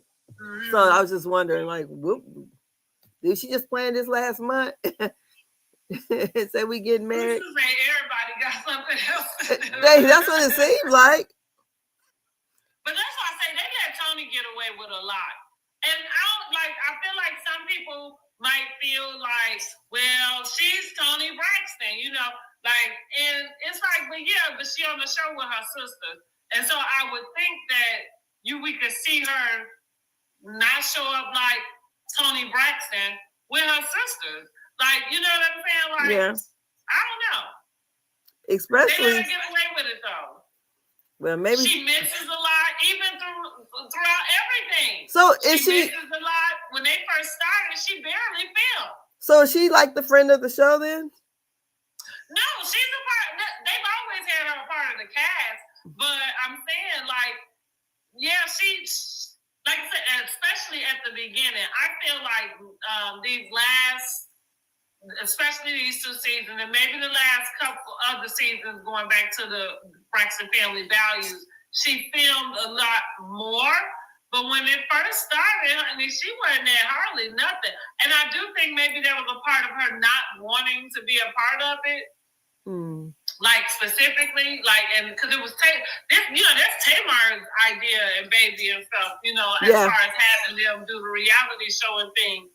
But I just like Toni for me I love Toni as a singer. I really do. But on this show, for me, she just be real stuck up. Yeah. And then always with the health stuff. And I be confused about that too, because I'm like, it go back to what I said, stop playing on my emotions. Do you care about your health? Because you run around doing a lot. Yeah. You know what I mean? But then everybody else is supposed to, understand that you have this heart condition. And if you have a heart attack, you might not make it. It's like, well, shouldn't you remind yourself and your team of that? Because you are doing a lot. You out here in Las Vegas doing the shows every night, and now you want to direct too? Don't you have a heart condition? And I'm saying, and lupus. I'm not saying that you're not supposed to do these things, but don't come crying to me about your heart condition. Get your shit out. Because remember one time she was performing with the heart monitor on. Was she? Yeah. Lord. I don't know what to think about that. Maybe I'm just a cold-hearted bitch. God, I never thought that I was, but I just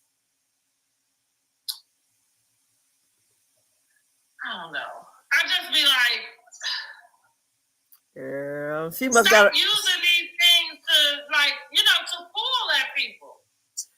Yeah, she got a lot of just bills on there. manipulative or something. Like, I don't know. I don't like it.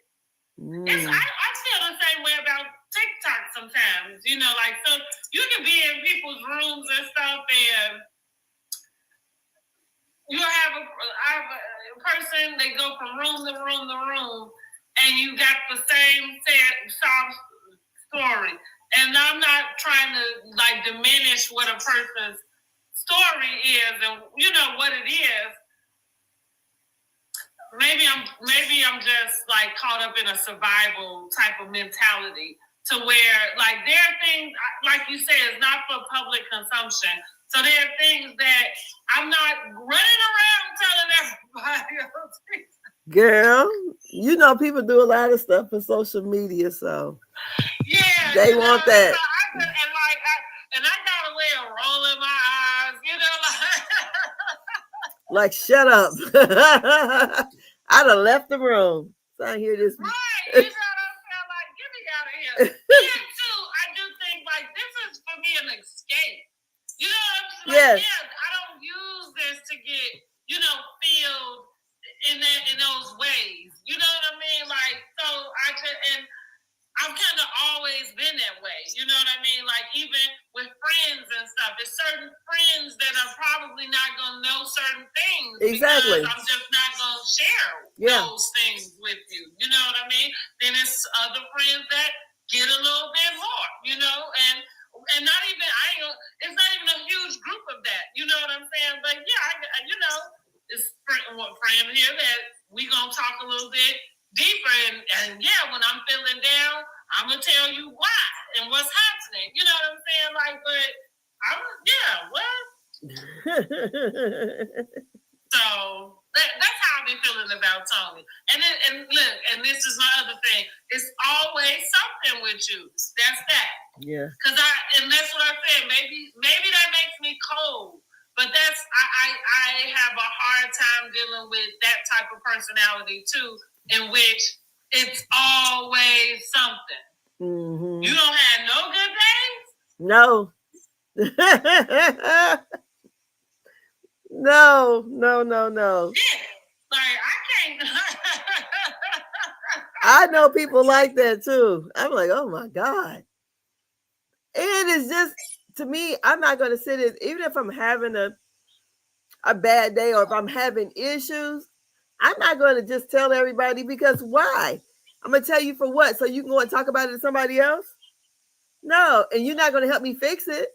So no. I don't need my business out there like that. Kind of, right. Yeah. I'm a solution-based thinker also. So, like, that's another thing. Like, you tell me something, I might come to you and say, like, well, okay, you know what I mean? Like, not even whatever the issue is, maybe it's not something to directly help that issue, but maybe it's just like your mind. You know what I'm saying? Like, well, okay, you gotta, read this verse, or, let's do whatever, whatever it is that would be suggesting to take you out of that mindset, that mind frame or something. But some people are what they call, like, professional victims. You know what I mean? And they get more staying in that space. Yeah, love it. Yeah. and I'm just not one that's like that. Yeah. And also the same. Like, there are times when, like, I want you to hear me out, but I also want you to give me a word, honey. Shit, give me a shake this shit. Yes. Because, girl, when they have those woe is me pity parties, no. Okay, no. Because we all can think of something we all have a struggle with or something. So. And that's it. That's why I say, like, maybe that feels cold to somebody for me, or maybe maybe I'm just too much of a survivor or something. Like, it's just like, everybody has something. Yeah. If you really get down to it, it's just everybody ain't sharing it. So that's why, like, I tell my boys, I've always raised them in that way. Like, you be kind to everybody, not just the people you like, and not just the, your family. Like, as far as the way that you go about treating people, because you don't know what nobody fucking dealing with. You know what I'm saying? Not that it's your problem. Is what it is that everybody can use just a little grace, and you don't know when you giving a smile to somebody, when saying hello to somebody, you know what I mean? Yeah. Like, or doing something kind of nice for somebody. You don't know what that might mean to a person and what it is that they have been going through that day, that week, that whatever. Yeah. Like they can just, brighten their day up a little bit. It feels good sometimes. It's been a long time since it happened to me because I don't have to go to work in the mornings no more. But I don't have to drive. But like you ever went like to get your coffee or whatever, and the person in front of you kind of take care of your order. So like that feel good. And it feel even better when you pull up and they say, "Oh, the car in front took care of it," and then you can say, "Well, I'm gonna take care of theirs." You know what I'm saying? What the pay it forward. Mm-hmm. Yeah, shoot, man, cool. That feels good too. So that's like, and a simple thank you. Like you just don't ever know, what it can do and how it can change somebody's day around. So it just like I've always had them just remember that. Like just be kind to everybody. Now I'm not saying they ain't been assholes to some people. Maybe they have. I don't. They're my baby, so I don't think so. I remember my son. If somebody said it, they alive. My son was in school. I never forget. He got these Jordans, and he always took care of his stuff. But he noticed a kid that had holes in his shoes or whatever, and he took his shoes and gave it to the boy. And so he works for public transportation here in Fort Wayne. The the bus system, and so he see homeless people all the time.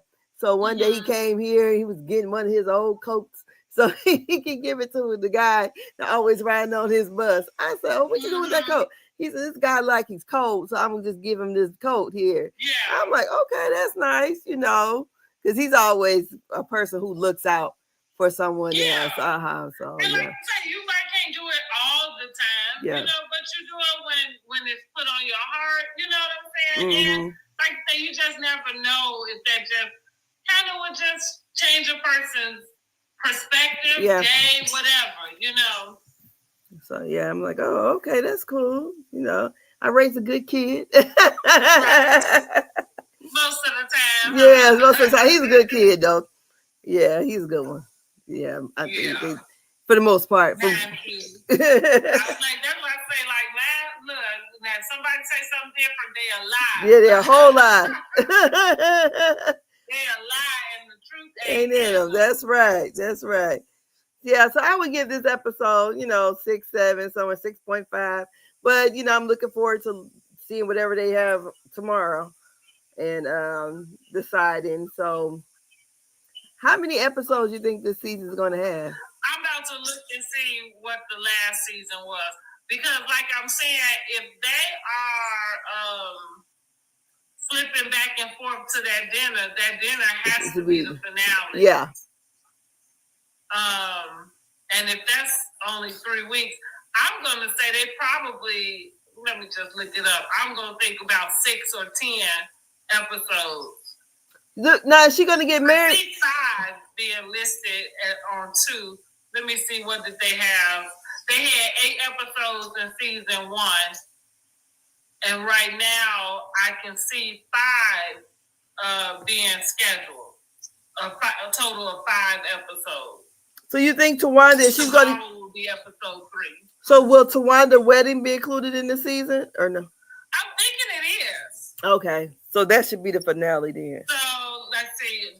Tomorrow, Vaughn fills in Trina in his recent health scare. Tony prepares for her solo show. Tawanda shares disappointment at Tamar and Tony's something. I can't get the rest of that. Let me see. Will it come up?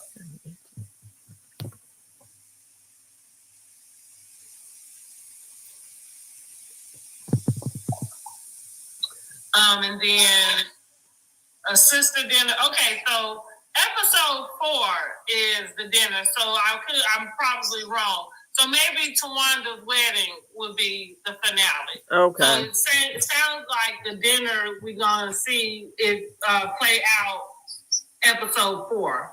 So it says the sister dinner turns explosive when Tamar drops bold accusations. Tony reels from the loss of revamping Tony reels from Lost while revamping her Miami show. Tawanda's something. I can't get the rest of that either.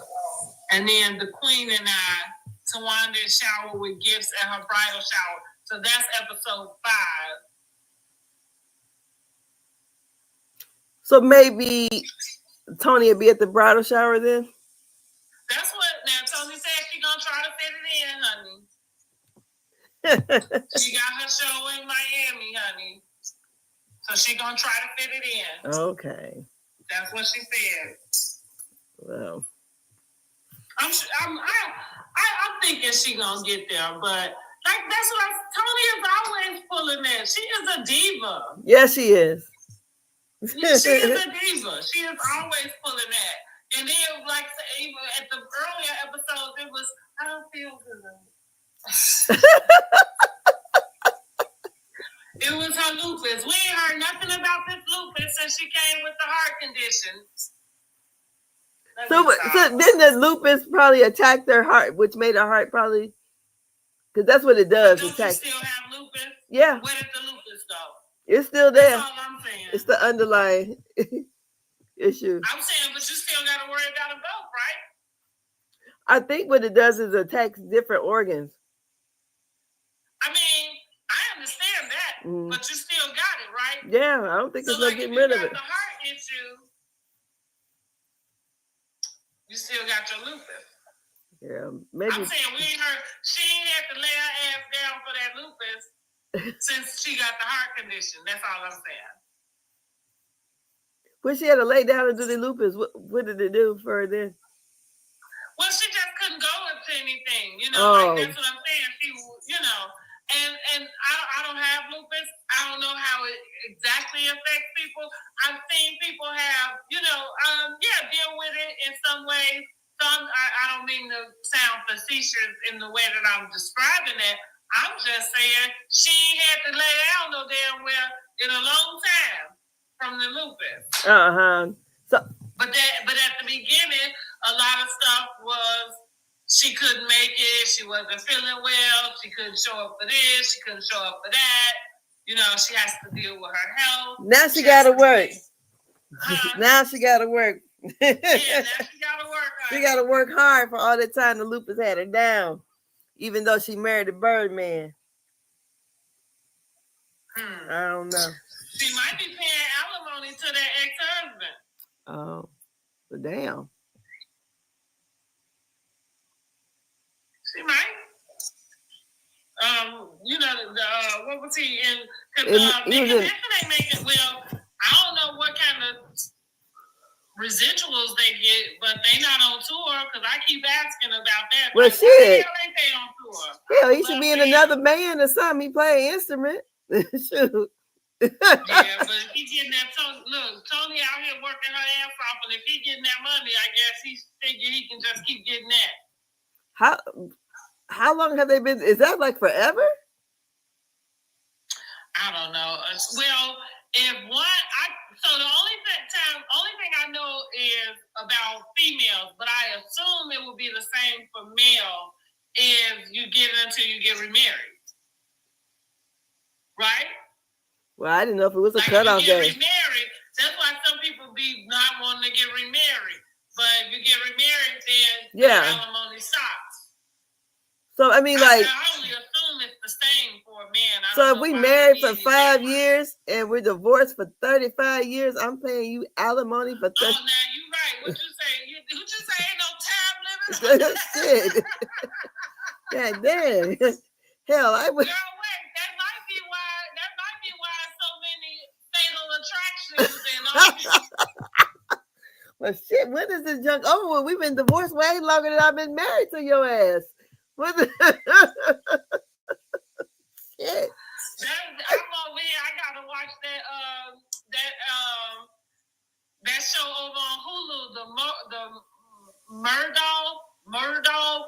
Okay. And then unalived his wife and the son. Yeah.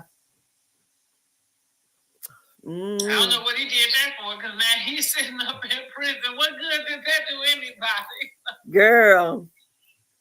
People do the strangest things. Honey, I'm telling you. And then they want to pray to the Lord. That must be why. It must be like, you're not going to get my money for the rest of your life. No, because I'm like, damn. And I watch way too much investigation. Girl. I said this back. I've been watching, so I remember when Snap first came out. Because I was like, oh my God, this is so good. But after a while, I had to stop watching it. Number one, I had to stop watching it because I was feeling a little too close to snapping myself with that damn fool. I used to watch the ID channel all the time. And I never forget, I was closing up daycare. It was like about midnight because I should do first and second shift. And I happened to look out the patio doors and see like 3 white men in my backyard. And I'm like, oh, they must be looking for something. Then I'm like, you dumb bitch, you got a dang old privacy fence. So here I'm screaming, but it was like a whisper scream. I'm like, ah! My husband and son jump up because all I can tell, it looks like white men out there. Turns out it was teenage kids, but shit, they look grown to me. Right. They kicked down part of my fence in the back, and what's behind my house is like a creek. Yeah. So, and I'm like, what the hell? They in the dang there's like a little dollhouse out there the kids playing, smoking weed.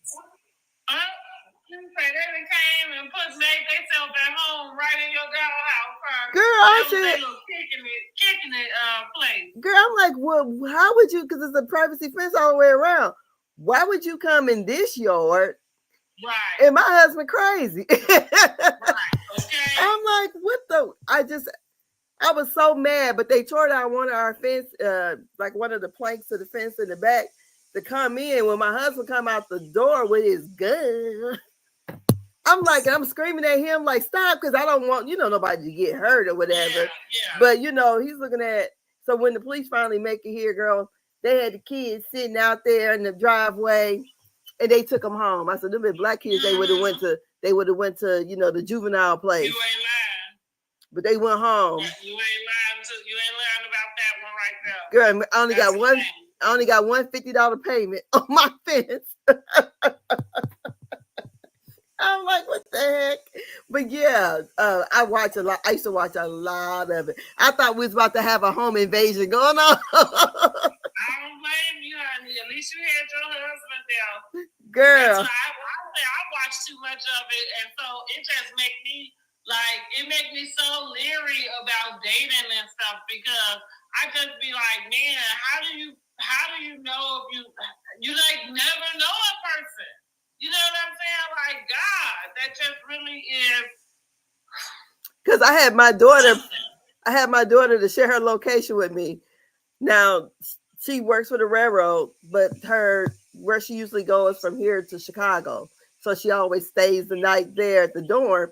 But so she'll leave because it's on the south side of Chicago somewhere where they have Norfolk Southern dorm. So she'll go and walk over to the restaurants or whatever. So she met some guy there. I said, girl, you better not go, you don't know shit about that damn place. Put your damn location on, And so the time that, because I think he met with her a couple times there, and then he wanted to take her to the lakefront. Girl, I said, you don't know that motherfucker. So she shared locations with me or whatever. So I'm calling her, texting, you better get your ass back to that damn door. But right.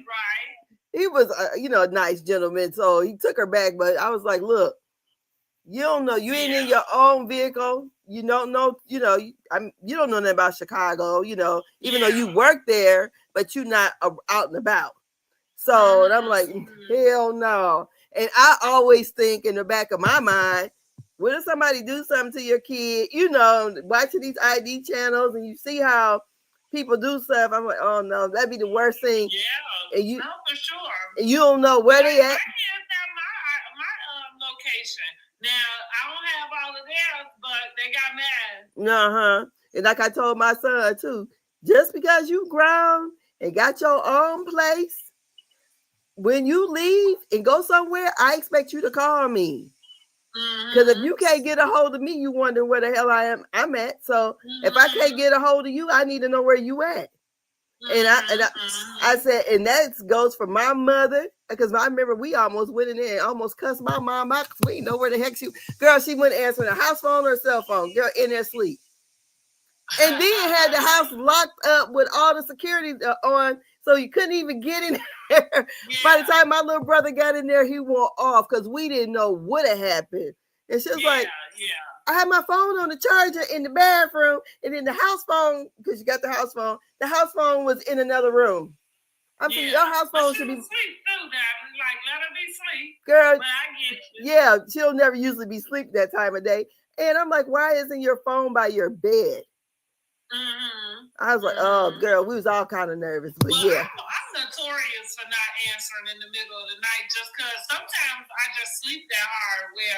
And my phone is on vibrate and silent now because I have been going to those meetings, and so now it just kind of stayed. Like at first it had been on ring, but shoot, I could still be asleep so hard and not even hear it. But normally she would have her house phone by her bed.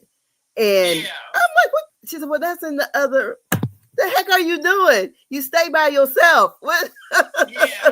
And it wasn't late. It was my mom usually. It was probably like 8:00 in the evening. What the hell is you doing asleep? And then that's when we kind of realized, well, mom was getting older, so maybe so. But she had all of us in a panic. I'm like, what the hell's going on with my mama? Yeah. So yeah, that's it. That's all. I remember before they had locations. That this was my son. So and I moved down here. I had been here for a while. Now the first guy I was dating, we dated a couple years. I knew him, and so I was more comfortable with going wherever and all of that. But once we weren't dating anymore, I ended up. It was funny. I called my friend because I actually am very picky in particular anyway. So not many men get the opportunity to take me out. Like so. But I called myself. I was like, well, I'm gonna be more open. Is what I said. So I met this guy, and I kind of enjoyed meeting people in a unique way. I'll say it that way. You know what I mean? So I say that to say if I'm at bars and stuff, I usually don't pick up men at the bar. Like those are not the type of men that I'm gonna end up going on a date with. Yeah. Anyway, so the guy, asked me if he could take me out. So I said, yeah, he wants to come pick me up. It was something. Somehow I got in his car, but I remember taking a picture of his license. I took a picture of the plate and sent it to my friend. I'm like, okay, I better go on a date with this guy. Like, you don't hear from me. This is exactly. Yes, exactly. Because that was another thing I kind of didn't do a lot, especially first date. Exactly. Like if I've known if we kind of dated, had a few dates, then fine, you can come and pick me up. You know what I'm saying? I'm riding the car, but this was a first date. And yeah, I'm like, let me spend the license plate to somebody. I know that's right, girl, honey. These people, because you don't know what people are doing. When you watch ID channel and you see all these, damn. And I go to sleep to that mess. That's yes. My Yes. My dad goes, damn, you must be morbid as hell. I'm like, yeah. You watch this shit all day long, yeah. I put it on. I almost put it on right to go to sleep. Yeah. But yeah. That's hilarious. But I mean, because I like to watch it because they did the one. What was it? Mean Girls or whatever. They had one of Fort Wayne girl from high school. Yeah, Mean Girl Murders. I'm like, I done watched the Playboy ones. I done watched all cast. I used to like Love Thy it's not Love Thy Neighbor, but it's something about the neighbor. Fear Thy Neighbor. That's what. With the hand with blood.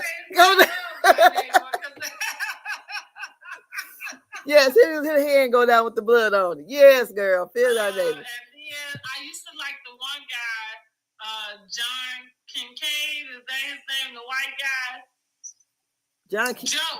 Joe, I think his name is. It's his own show. White old guy. I think he'd go retell something. He was a detective. In Colorado, yeah. I used to watch him too. Black guy Dempsey. Mm-hmm. I used to watch his. Look, I'm telling you, I could go down the list. But it all started out with, and this is again like, I don't know why I would go down these rabbit holes like this. But of course, with Snap, once the ID channel came, it was like married at damn. I was about to say Married at First Sight, but it's not that shit. It's Married something. Let me see.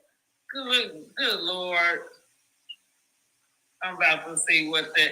Cause girl, that was a good one. Not Married to Evil. It don't even come on no more. I watched that. Who the bleep did I marry? That's what it is. Oh. Who the bleep did I marry? Okay. Southern fried homicide. Girl. And then I'd be over there Googling the people. Let me see what that too, especially if there's somebody in Indiana. I'd be like, oh, where was that story? Like, and then and that's enough. I like to, I told my mama that too, how I got into the different ones, because sometimes I like to see if the different shows have a repeat type of case, and to see if they got some new information or got something different or whatever. Girl, my butt needs to cut it out. But that Who the Bleep Did I Marry had me in a chokehold for a while too. Uh-huh. Then it was Fatal Vow. That was another one, girl. Then it was Women Who Kill, girl. And they usually have 3 women on there. On these, yeah. I used to watch all the girl. I used to be sitting there watching all day long. All day long, honey. Yes. All day long. Be playing all day ID channel. That's what I say. I bet that nobody better not think he can put his hands on me and lay down next to me and close them eyes, baby. Girl. Ain't gonna happen. Might not wake up. Nuh-uh, it's not gonna ever happen. No, ma'am, no, sir. That will not ever happen. No. Ain't no how. But all right, y'all. Thank y'all so much for joining us. We had a few people come in, had some chatters. I appreciate that so much. Mm-hmm. And do you want to do Braxtons on Sunday, or we want to keep it? Do we want to keep this week? I think we can do the weekly. Keep it in the week if you want to. How you want to do it? I would probably do it through the week would be better, because Sunday. Okay, that's cool. Yeah, because I'm not. Yeah, that way we can just keep our weekends to be, get out and do whatever we want to do. Yeah, live life. Like, I gotta go to funerals. I gotta. Right. Okay, just a little bit. Y'all know I got 30 days I'm counting down to the baby's wedding. Uh-oh. He's getting married on what day? The 22nd, November 22nd. Okay. And where's it going to be? Dominican Republic. Okay. Oh, okay. All right. Yes, girl. We going on vacation, honey. Girl, I'm sitting here. I'm like, I'm so ready for vacation right now. It's ridiculous. I tell you these. This is going to be my vacation, because that's why I couldn't plan nothing, because I knew, I had this coming up. And, shoot, with me not being in my fleet and even at the shop, like, my money been a little funny, honey. So we're going to see how it goes, because I'm sure looking to see what I'm doing for my birthday, but we'll see. Yeah, I know how it is. I said, the government shut down and everything is shut down over here. I was like, because if this thing keeps going longer and longer, I'm looking for some things to happen over here. You know, differently. I say, I know I try to tune a lot of that stuff out, but I'm like, how this man to shut down the government, and now you planning on remodeling the White House and asking the DOJ for $230 million? Girl, that's a fool right there. So we got to make sure we get out and vote in these primaries, honey. We got to make sure that stop this dead in this track. Girl, we already too far because you let the man get back in here, but golly, something got to happen. Something needs to happen. I ain't telling nobody what to do. All I'm saying is something needs to happen. And I don't know why these good people like Diane Keaton and a few others, I don't know why they have to be the ones. I don't know. Lord, Lord, yes. Because we got one that we willing to let go. I don't understand it. I don't understand it, but people gonna start really feeling it. They take away their little food stamps next month. They're gonna be crying for real. And hopefully that makes them get out and vote. Yeah, I can't say for sure, but the issue is that I don't think it's them that didn't. Like, you know what I'm saying? Oh, but like, I'm not. No. Because most of the people who do receive stuff like that ain't us. Okay. No, I do agree. So a lot of them voted for that. Right. So that's why the farmers are all upset because they voted for that bullshit, and look what happened. Well, that's what I was saying about the protest. Like, in general, it was just like, why is nobody really talking about? First of all, we can't have shit. Let's just start there because it feels like protesting is our thing. You know what I'm saying? Like, and it's like for the people who were trying to change something and want something, but at the same time, and this is me not always understanding every little bit, but I do know this much. You talking about no king? God damn it, y'all voted this man here. Like, we here now. So now it's like, don't you get another agenda going because we are here. You know what I'm saying? It's just like when he first got in and all the white women, they did the pink pussy march, had the hats and everything, and I said about half of them bitches probably voted for him in the first place. So you want to go out here and would have remorse or want to take back your vote? This is craziness. And if anybody, if a person can say this is the way the government or the way the United States should go this way, they got to be crazy. And I just seen some guy who was a mail carrier get questioned by ICE, a black guy. I'm like, this is. And I saw Instagram, and it was a little kid asking, well, why they not picking up the white immigrants? Exactly. Right? Because it was never about that. And that's what, I would tell people when they were, when they had that type of thing to come out their mouth, especially being one of us. It's kind of like, do you hear yourself? You know what I'm saying? But this ain't nothing but the modern day patty rollers. Slave patrol. That's all it is. And one thing is this is not the answer to the one thing you talking about. Like, well, they taking this and here, where is this shit y'all think they giving these people? And the next thing is, my mom happened to say it. Well, they giving them so much in food stamps. My deal is, why the hell are you concerned about them getting these food stamps? Do you know how damn destitute you gotta be to have food stamps? And illegal, come on. And illegal immigrants can't get that. They can't get into that shit. Well, that's what some of them were saying is that they do, and I do believe I can't call out what it is. There is a way that they end up with certain things, right? Because we're talking about basic, and that's my point. My point with everybody wanting to use that type of thing to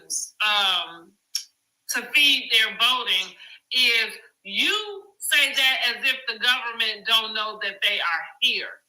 They know that they're here. You know what I mean? Like, so you don't have to be concerned about what it is you know what I mean, and getting them out. Like, no, they know that they're here. Yeah, they know they're here, and they know the farmers knew too. They just didn't think they was gonna get their good immigrants. That's not, like, right. It's like, yeah, like, no, this is not a secret. They're not swimming over in the ocean like they could. And so it's kind of that same thing with because the first time it was a lot of people voting that way because they was concerned about their pow rights. You know what I mean? And it was like, yeah, no, you got to look at the whole picture. You know what I'm saying? Like, and the first thing is, that's the one thing ain't going nowhere, is the rights of their arms, because that's the only way they got permission to run around and do what the hell they do. But those single issue voters get on my nerves real bad. Exactly. That's it. Exactly. And I agree. But that's how he won. That's how he won both times. And yeah, y'all some damn fools. And now y'all want to take y'all ass out and protest. And don't have, and that, I'm still solution based. What are you supposed to get out of this? Girl. Because I ain't heard nobody tell nobody who to go vote for in 2-3 weeks. Girl. They want the lady who won the Congress seat a couple of weeks ago. They still haven't seated her yet. They said the government shut down, so they ain't doing shit because they don't want the dang on Epstein files to come out. So I try not to look at it too much because it makes me mad that we're back here. No, I agree. And it seems like I told my friend, I said, well, I got my passport. That's what I would tell anybody. Get your fucking passport. Make sure you got it, because you might have to get up out of here. And then I can. I mean, but then also on top of that, I said we only been he's been in since January 20th. It seems like he's been in 3 years. I swear to God, this. Girl, it was only 10 days, and it felt like 3 years. It was like, damn, it's only been 10 days. I'm like, oh my God, he's wearing me out. So, and that's, like I said, I just tuned it out. The only reason why I have that much information is because I got back on Instagram. You know, I had been off Instagram since January, about that time, I think. Maybe a little bit after that. It's been I don't think it was January. But I know I was off a few things off that Facebook since January. And then Instagram, because I feel like I was off Instagram for about 3 months or something. Oh, okay. But I'm saying, like I wasn't getting a feed of anything out. So I was, and yeah, because I have to keep my mental together. And it is so stressful. Yeah, it is. It really is. I just thank God that my kids are not in school. You know, I don't know, like they're older, and I don't know, it feels a little better to have them at the age that they are now, because especially where the food and stuff is concerned, because some of these prices and stuff, I couldn't imagine having to, shop the way I had to shop while they were smaller. You know what I'm saying? Yeah, exactly. Girl, because I'm buying for daycare, so shit. I'm like, oh Lord, yeah. Yeah, I couldn't imagine having to do that today. You know, like a single mom with 3 growing boys, or you know what I mean, like. Yeah, especially from the time they go from middle school to high school, because I know my brother used to eat my mama out of house and home, and all their friends come over and eat. Too. Like, you know, shit, they ain't the only ones eating. I eat my ass off too. Yeah. I remember being in school and just frying everybody T-bone steaks and shit. It's in the freezer, so we about to eat these today. My mama come home like, what did you do? Girl, yes. We done ate up everything, but yeah. But you know, things is high now, and I'm like, shoot. Right. Look, we used to have steak a lot too. Now it's back to being a treat. I said, ain't nobody have to worry about being fat come the next couple of months, and we still be on the shutdown, honey. You ain't got to worry about it. You're going to lose some weight for real. Okay. Shit. Okay. I said, because money about to be tight and inflation is going up. Okay. I never stopped cooking beans, but we about to probably cook them a little more.